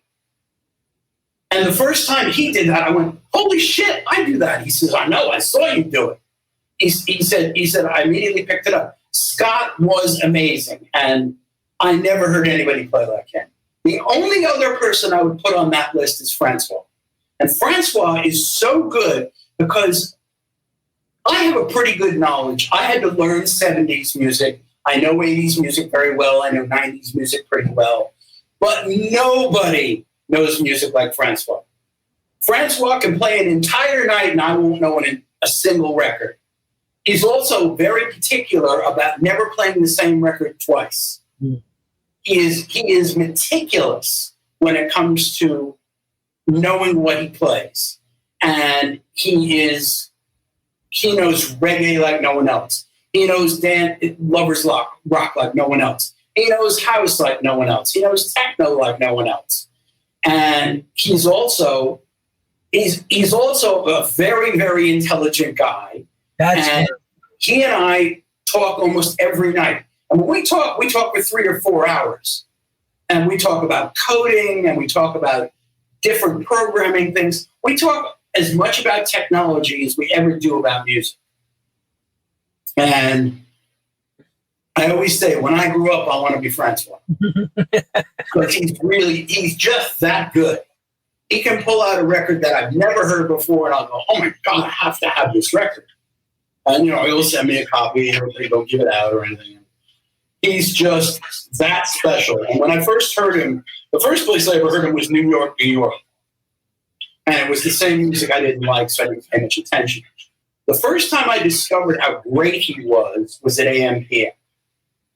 And I'm like, oh my God, this guy is amazing. And then I saw him play at the Garage one night. And then I started to go to Deep Space. And he was always just that good. And he's also the same way about me. I don't really use a cue. I use the waveform more than the cue. And then he came up with a system where he uses, they're actually right here. They're Shure headphones, but they call them ear speakers. He has the same ones as me. and they go in here, and they sound better than any headphone you will ever see. The only thing that's even close to that is electrostatics. And he'll hang one just like this, over his ear like that. And that's his cue. He won't ever stick it in his ear. He just needs to hear the beat, and he'll mix perfectly. And I immediately went from a lollipop to these. And I played maybe 10 sets with these, and it makes all the difference in the world. You don't have a headache at the end of the night. You can hear things clearly. If you want to hear things completely, you can seal your ears and you won't hear the what's out on the PA at all. And so he taught me that. He's very much a teacher, but you have to kind of be at his level to get the knowledge from him. Because, I mean, if he talks about, oh, yeah, this is in Python, we're using a bit of PHP on this as well, I'll understand that because, I'm a software developer as well. But he will come up with ideas I couldn't even begin to describe to you that are light years ahead of what anybody else is playing.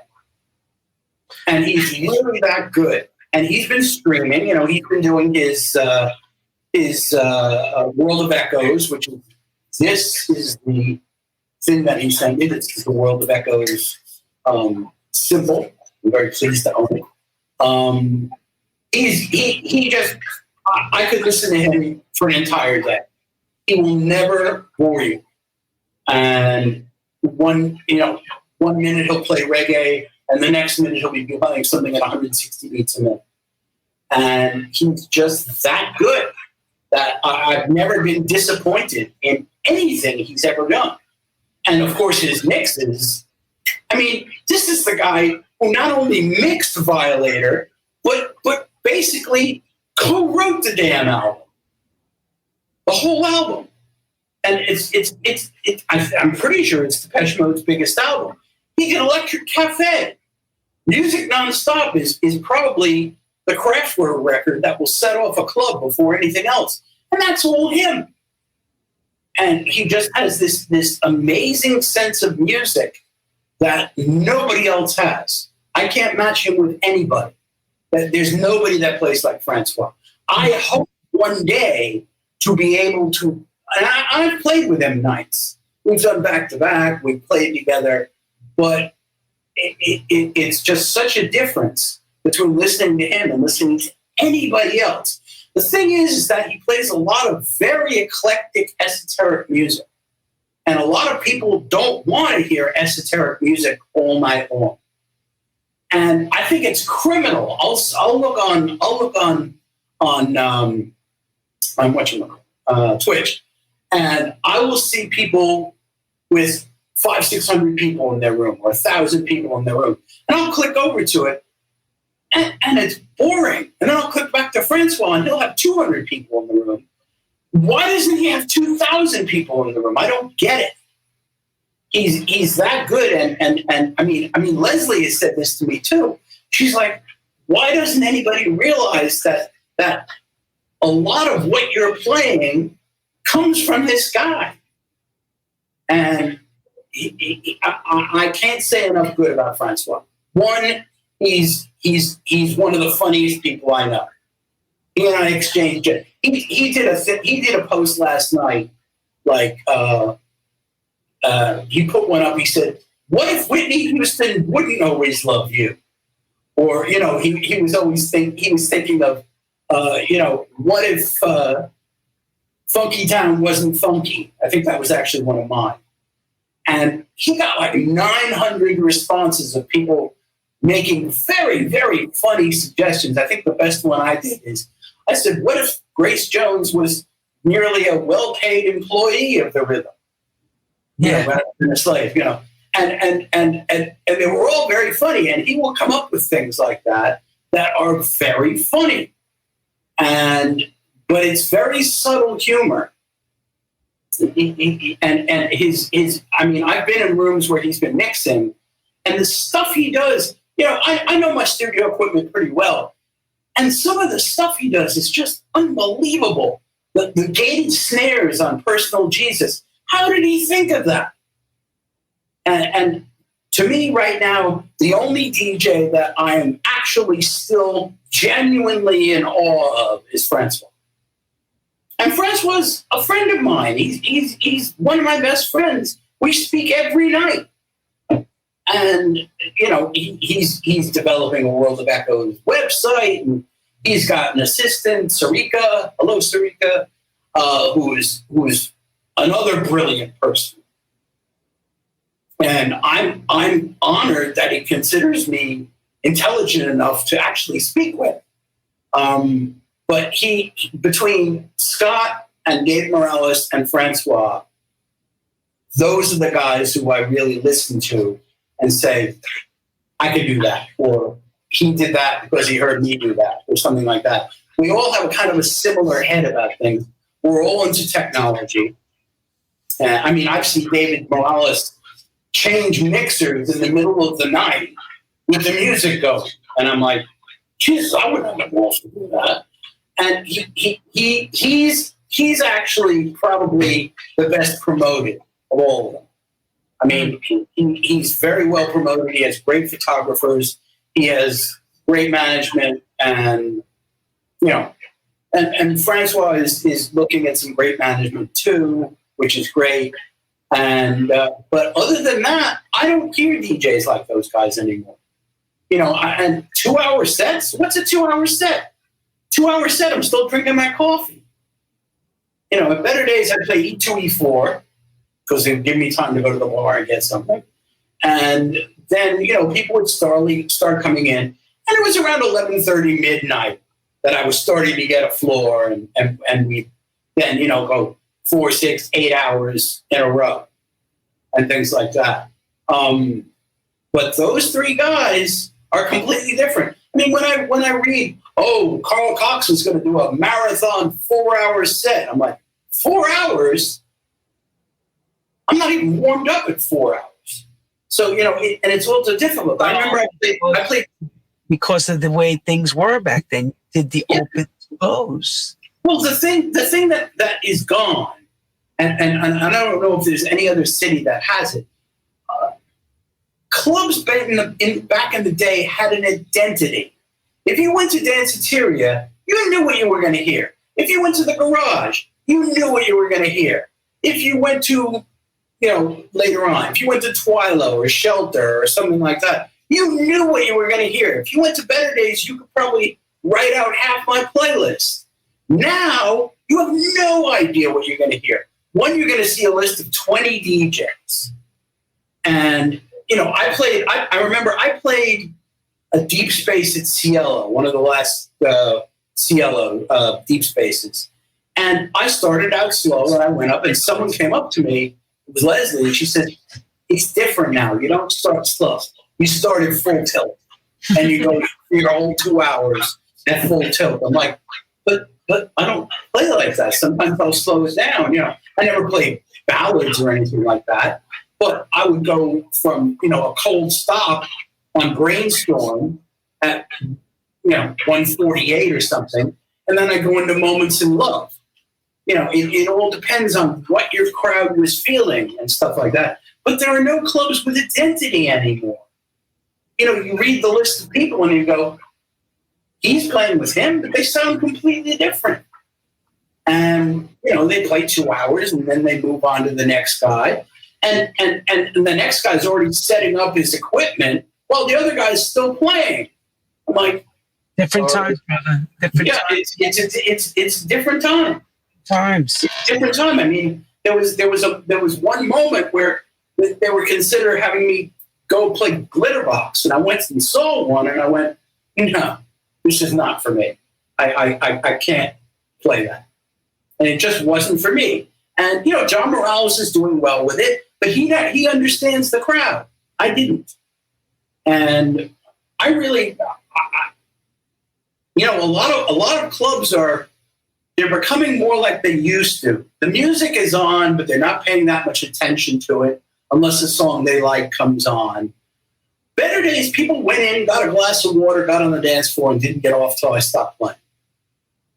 And the Garage was like that. Most of the books, Leviticus, all of them were like that, and they all followed the ruse. That's how it was based on. Yeah. But bottle service killed the whole scene.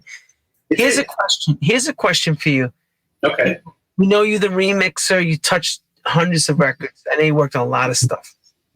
All of a sudden, you're gone. What happened? I changed jobs.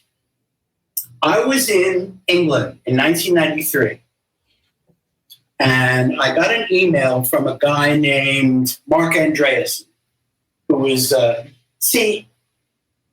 was never just a DJ. I was a DJ and a technologist.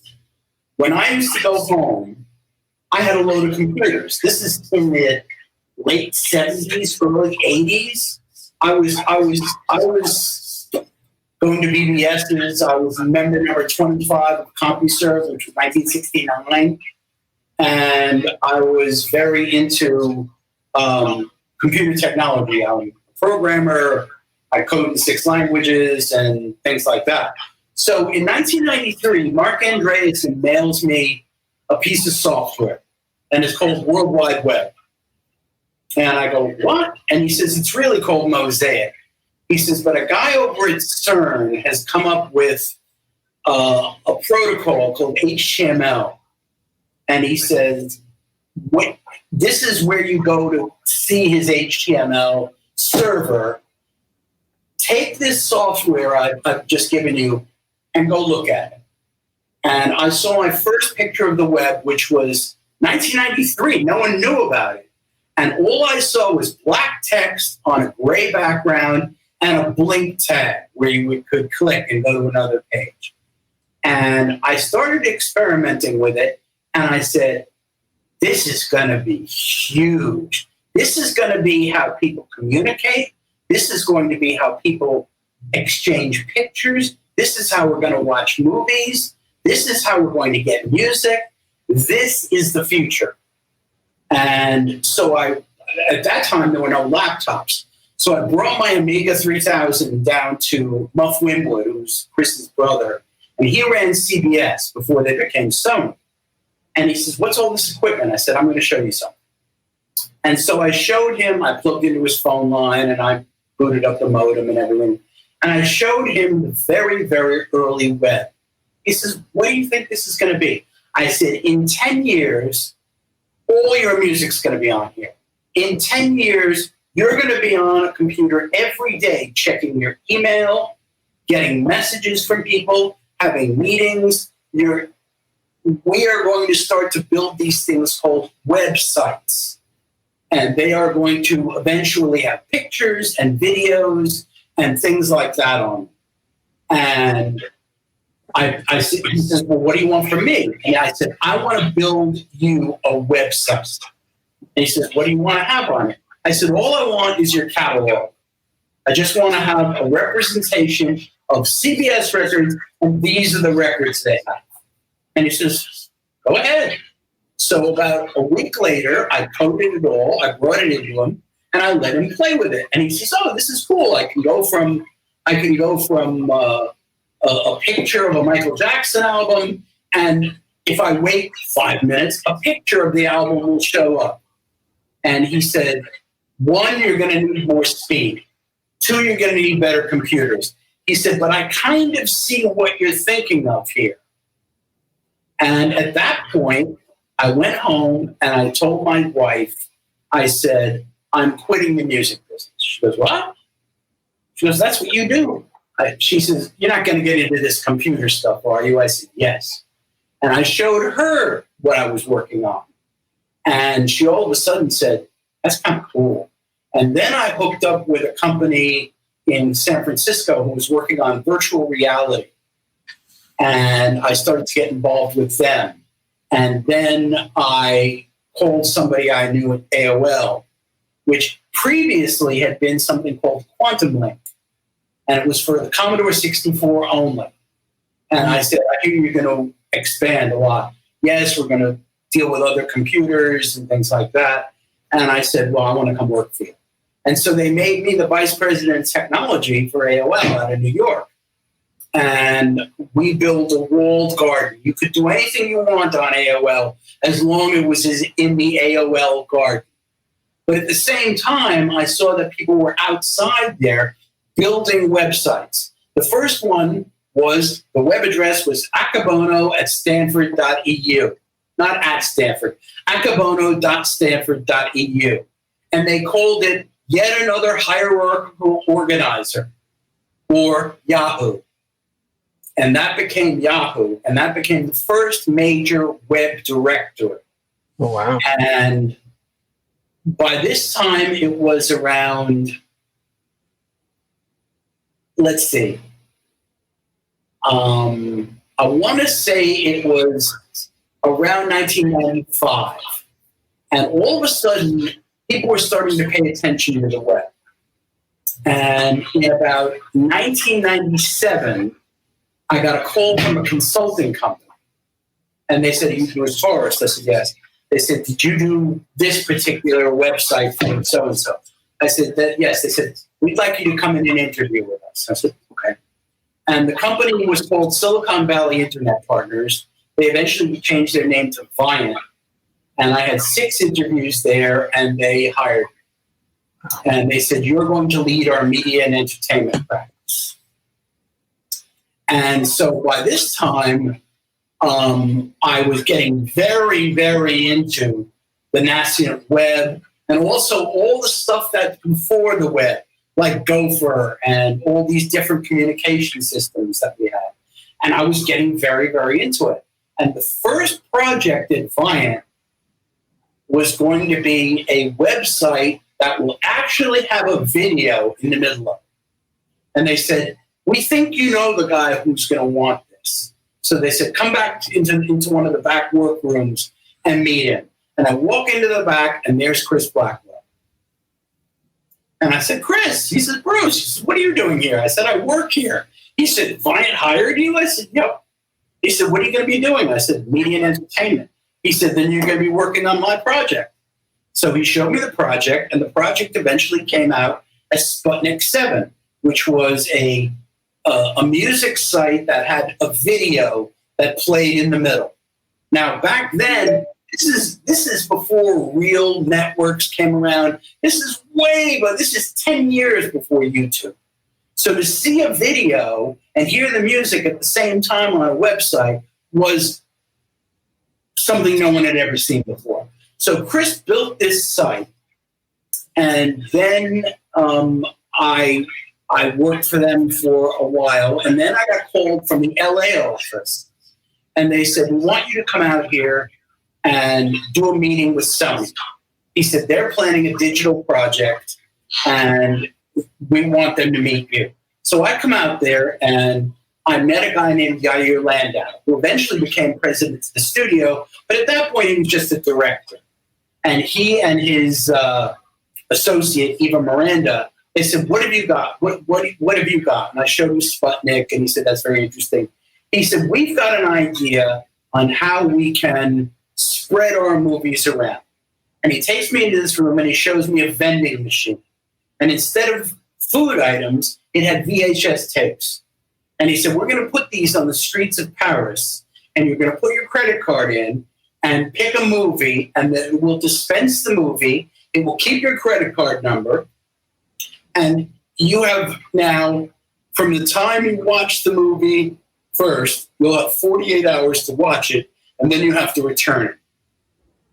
And I said, "Not a great idea." He says, "Why not?" I said, "Because the way that they bought movies back then is they would buy a VHS tape for $90. And then they would rent it out at Blockbuster or something like that. And after enough rentals, they would make enough money to pay for the tape." I said, "Your business model gets destroyed with a crowbar. Someone steals all your VHS tapes, and now you're out of it." He says, "Well, what should we do instead?" I said, "Stream it." He said, "What's streaming?" I said, "Well, right now it's just music, and Real Networks does that." I said, "But in a few years, when bandwidth comes up, you're going to be able to stream your movies to laptops, televisions, things like that." And he says, "Really?" And he said, "We're going to book you guys for what's called an Envision." we want you to make up a mock-up of what you want to build for us. And so we said, okay. And the head of the LA office was patting me on the back, saying, oh my God, you got through to Yair. And we built up a mock-up, and originally it was called Movie Fly, then it became called Movie Link. And we built a system where you could enter your credit card in, and you could then have the movie downloaded to your computer. It would take all night, but it would download. Right. And then the next day you'd watch it, and you'd have 48 hours, and then it would disappear from your computer. And so we built that, and as we built that, the bandwidth started to rise up and up and up and up. And all of a sudden, the other 5 studios got involved in it. And then we met a guy named Reed Hastings, who owns a company called Netflix. Right. And what he was doing is sending out DVDs, which you would watch, and then you would mail back to him, and he would mail you another. And he bought the Movie Link technology from us. And I'm all over the patent for it. And basically, we ended up with Netflix. And so the reason that you can go to your TV, if you have Netflix, and watch one of a few thousand movies is because in 1997, I showed Sony how it could be done. And eventually, they joined the Netflix group too, and now you can see Sony movies on there. And so streaming movies and streaming television basically came from this one video that Chris Blackwell put up there. And so I didn't disappear. I disappeared from the music business, and I became a full-time geek. And I eventually ended up building Movie Link. I ended up helping build Netflix. And then I went back to New York and built another few things. And I became a full-time media and entertainment geek. And they said to me, didn't you used to be a DJ? I'm like, yeah. They said, don't you play anymore? I'm like, no. I said, this is my job now. So eventually, it started to get, a lot of other companies started to do this. And I started to make friends with all my old DJ friends and stuff like that. And I found out, I discovered Tractor, which could do things that I could never have dreamed of doing at Better Days. And I got into the whole technology of digital music.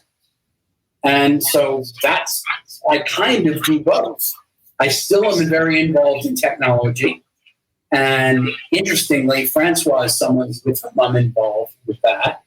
And I'm still, I still put out mixes on Mixcloud. And, I live in Costa Rica. I'm not going to go and play anywhere. But if COVID goes away, I might, I've been invited to Europe 5-6 times. Would you like to come and play here? I'm friends with Dimitri and things like that. They're saying, look, your Mixcloud stuff sounds like what you played at Better Days, right. Or music. They said, why don't you DJ a little? And I said, I might.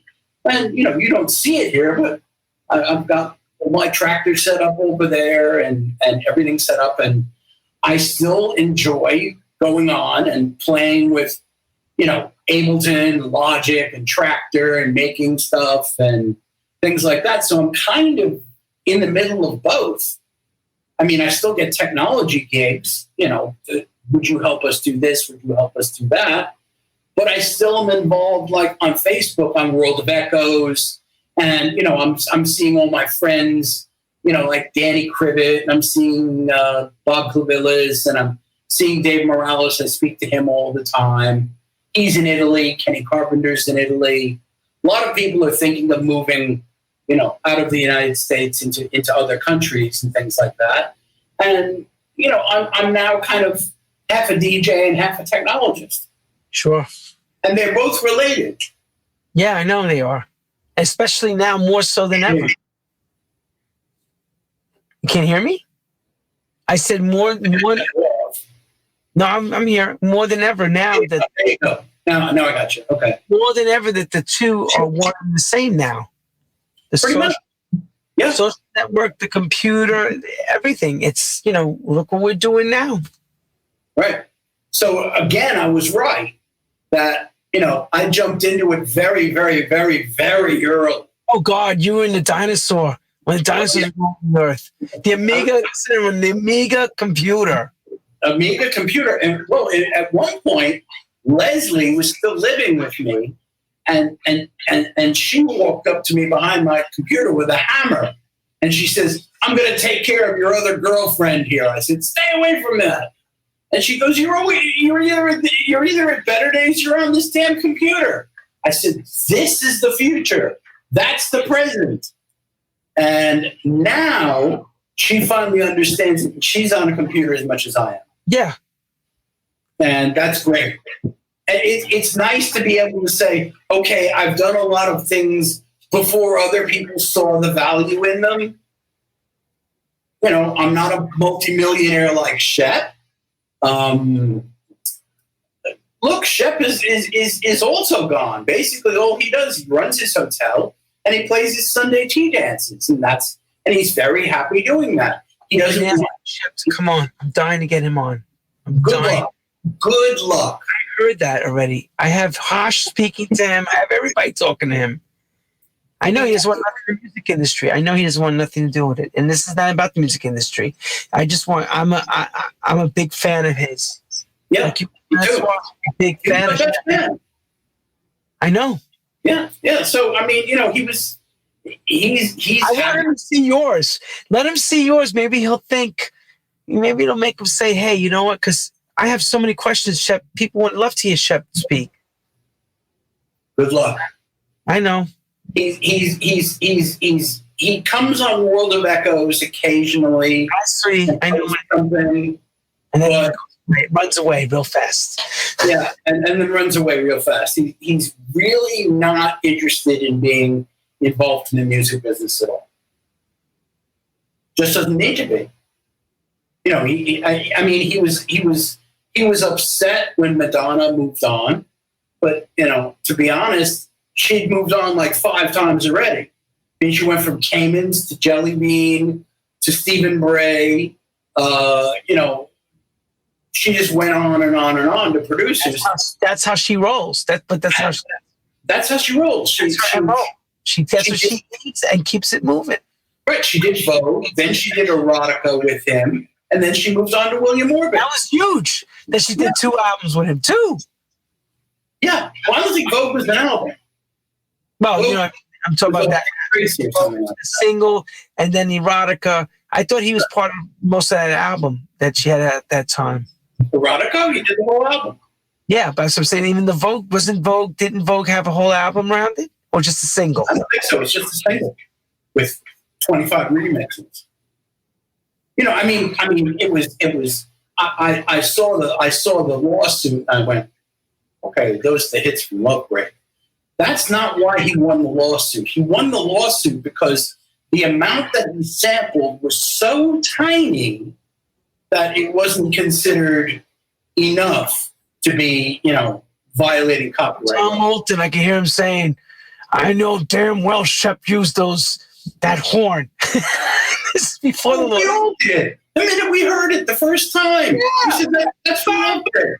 Yeah, but it was so short. It was milliseconds long, and it wasn't long enough for them to say that it was an integral part of the record, that it caused the record to be a hit. It wasn't. It was just he could have used any horn. I like what there was one piece of testimony I read. He said it was an original sound. We made it with an emulator. I'm like, an emulator's a sampler. Don't use that word. But be that as it may, that sounded good though. An explanation. It did sound good. Yeah, it sounded fine, but that wasn't the problem. The problem was he didn't use enough of the song to make it really a copyright infringement. And that was that. And he won, and he's made a lot of money, and he's very happy with his hotel, and that's what he wants to do. Everybody, he's talking about Madonna's Vogue with the horn sample. People are asking what Shep Pettibone produced that record. It was a big lawsuit case. that was brought into court long time after the record from the company Verve that bought out South Soul. They were trying to get the old claims, and they figured people knew about this was around for a long time, and they were trying to dig up bones. And in the end, that's what they got, bones. They got no money from anybody. Nothing. So, not a dime. It just costed them a lot of money, though, to bring everybody to the courtroom, because they had to pay the Madonna court costings too. Mm-hmm. That's part of the risk you take when you take people into court for that kind of stuff.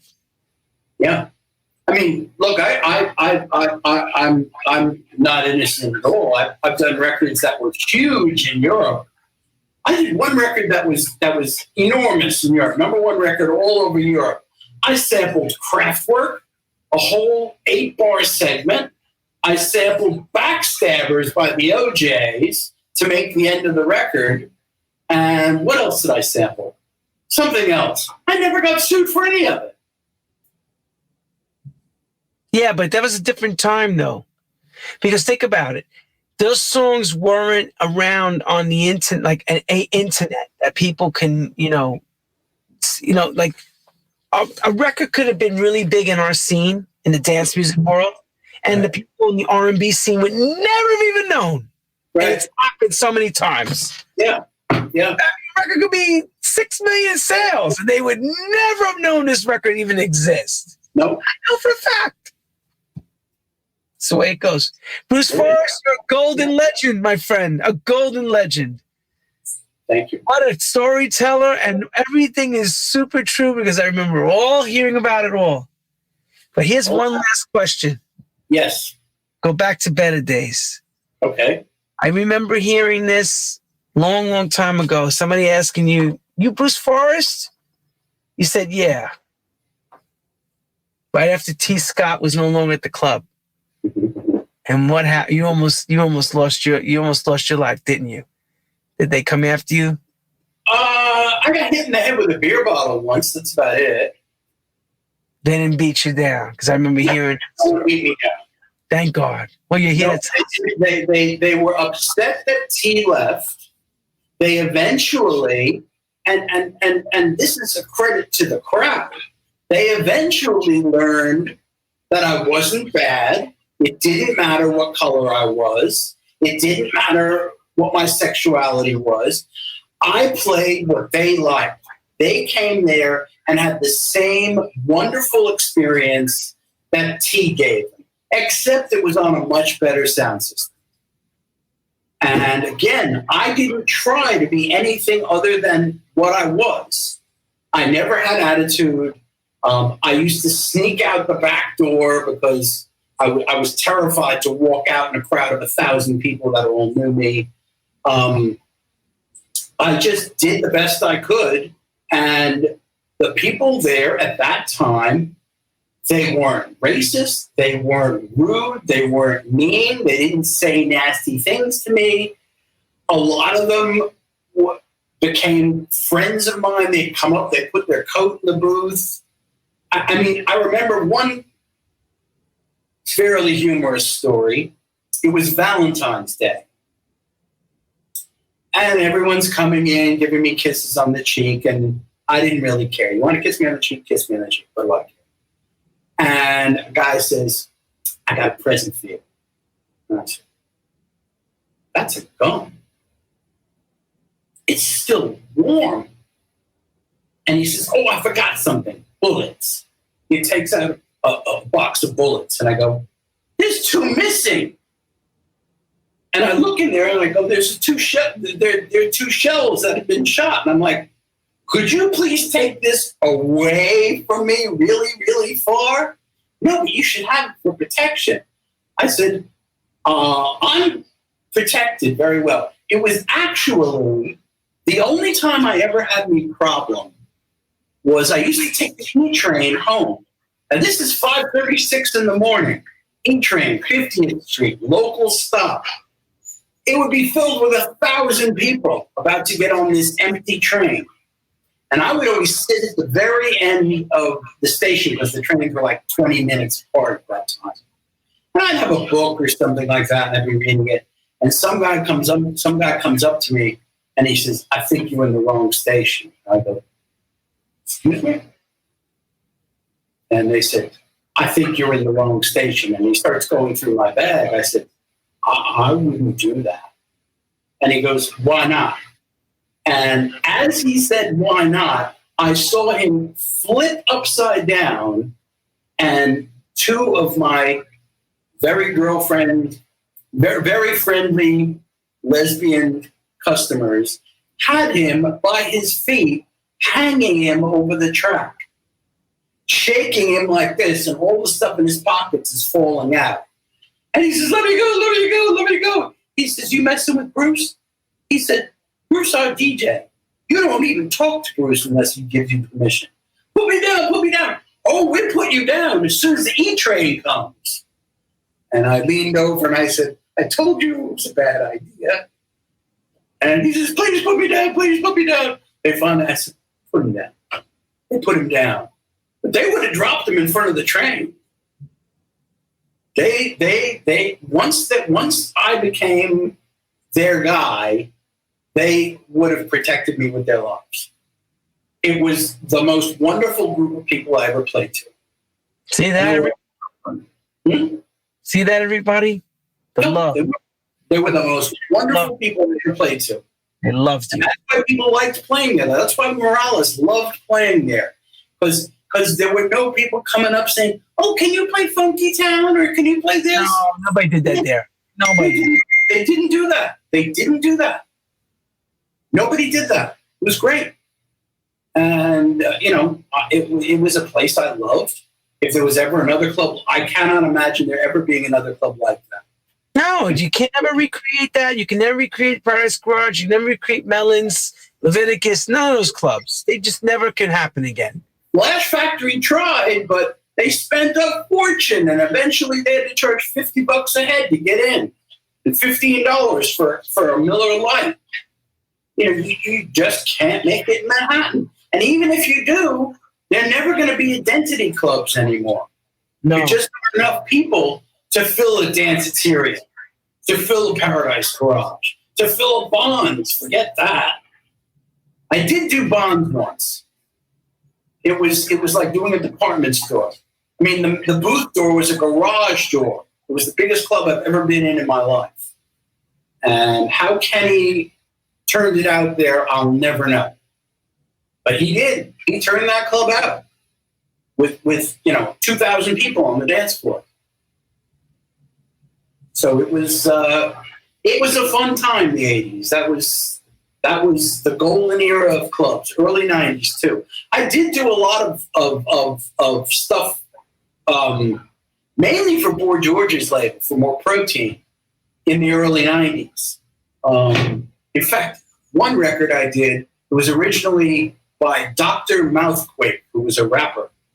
Mm-hmm. But the background singer on it was Derek Green, who most people think is Byron Stingley, because he sounds just like him. And apparently it was being played, and Shep ran up and said, "I have to know what this song is. It's amazing." And he realized it was me. So that was always a good compliment. But, there have been people who stood by me when I was trying something new and, put up with my weirdness of playing something that no one had ever heard before. When I started playing house music, people were like, "What the hell is this?" I said, "Give it a week." And it really worked. So discovering things early is something I like to do. On that note, thank you, brother man. Thank you. And my pleasure. Stories. I know that you were incredible. Incredible. Anytime. I love talking. That's the funny part. Remember he mentioned this man? Frankie Fonset's next week. How funny is that? Frankie is one of the nicest guys I know. He's an amazing DJ. Yes. He sends me notes all the time. Great guy. He would be able to tell you about that High on Hope incident, because I'm pretty sure he was there. Oh, I'm asking now. Frankie is a wonderful guy. Wonderful guy. I've been very lucky that a lot of the people I've met have been very supportive, and even when I'm doing something a little bit weird, they've been very supportive because they know it usually comes out right. Good. And those people, Leslie Doyle, people like that, I could not have done what I did. My wife puts up with my weirdness, and I'm rewiring the whole house. The whole house is Wi-Fi, and she's been behind me 100% of the time, and Leslie has too. Awesome. And people like that, people like John, people like Francois, are all dear friends of mine, and will be for the rest of my life.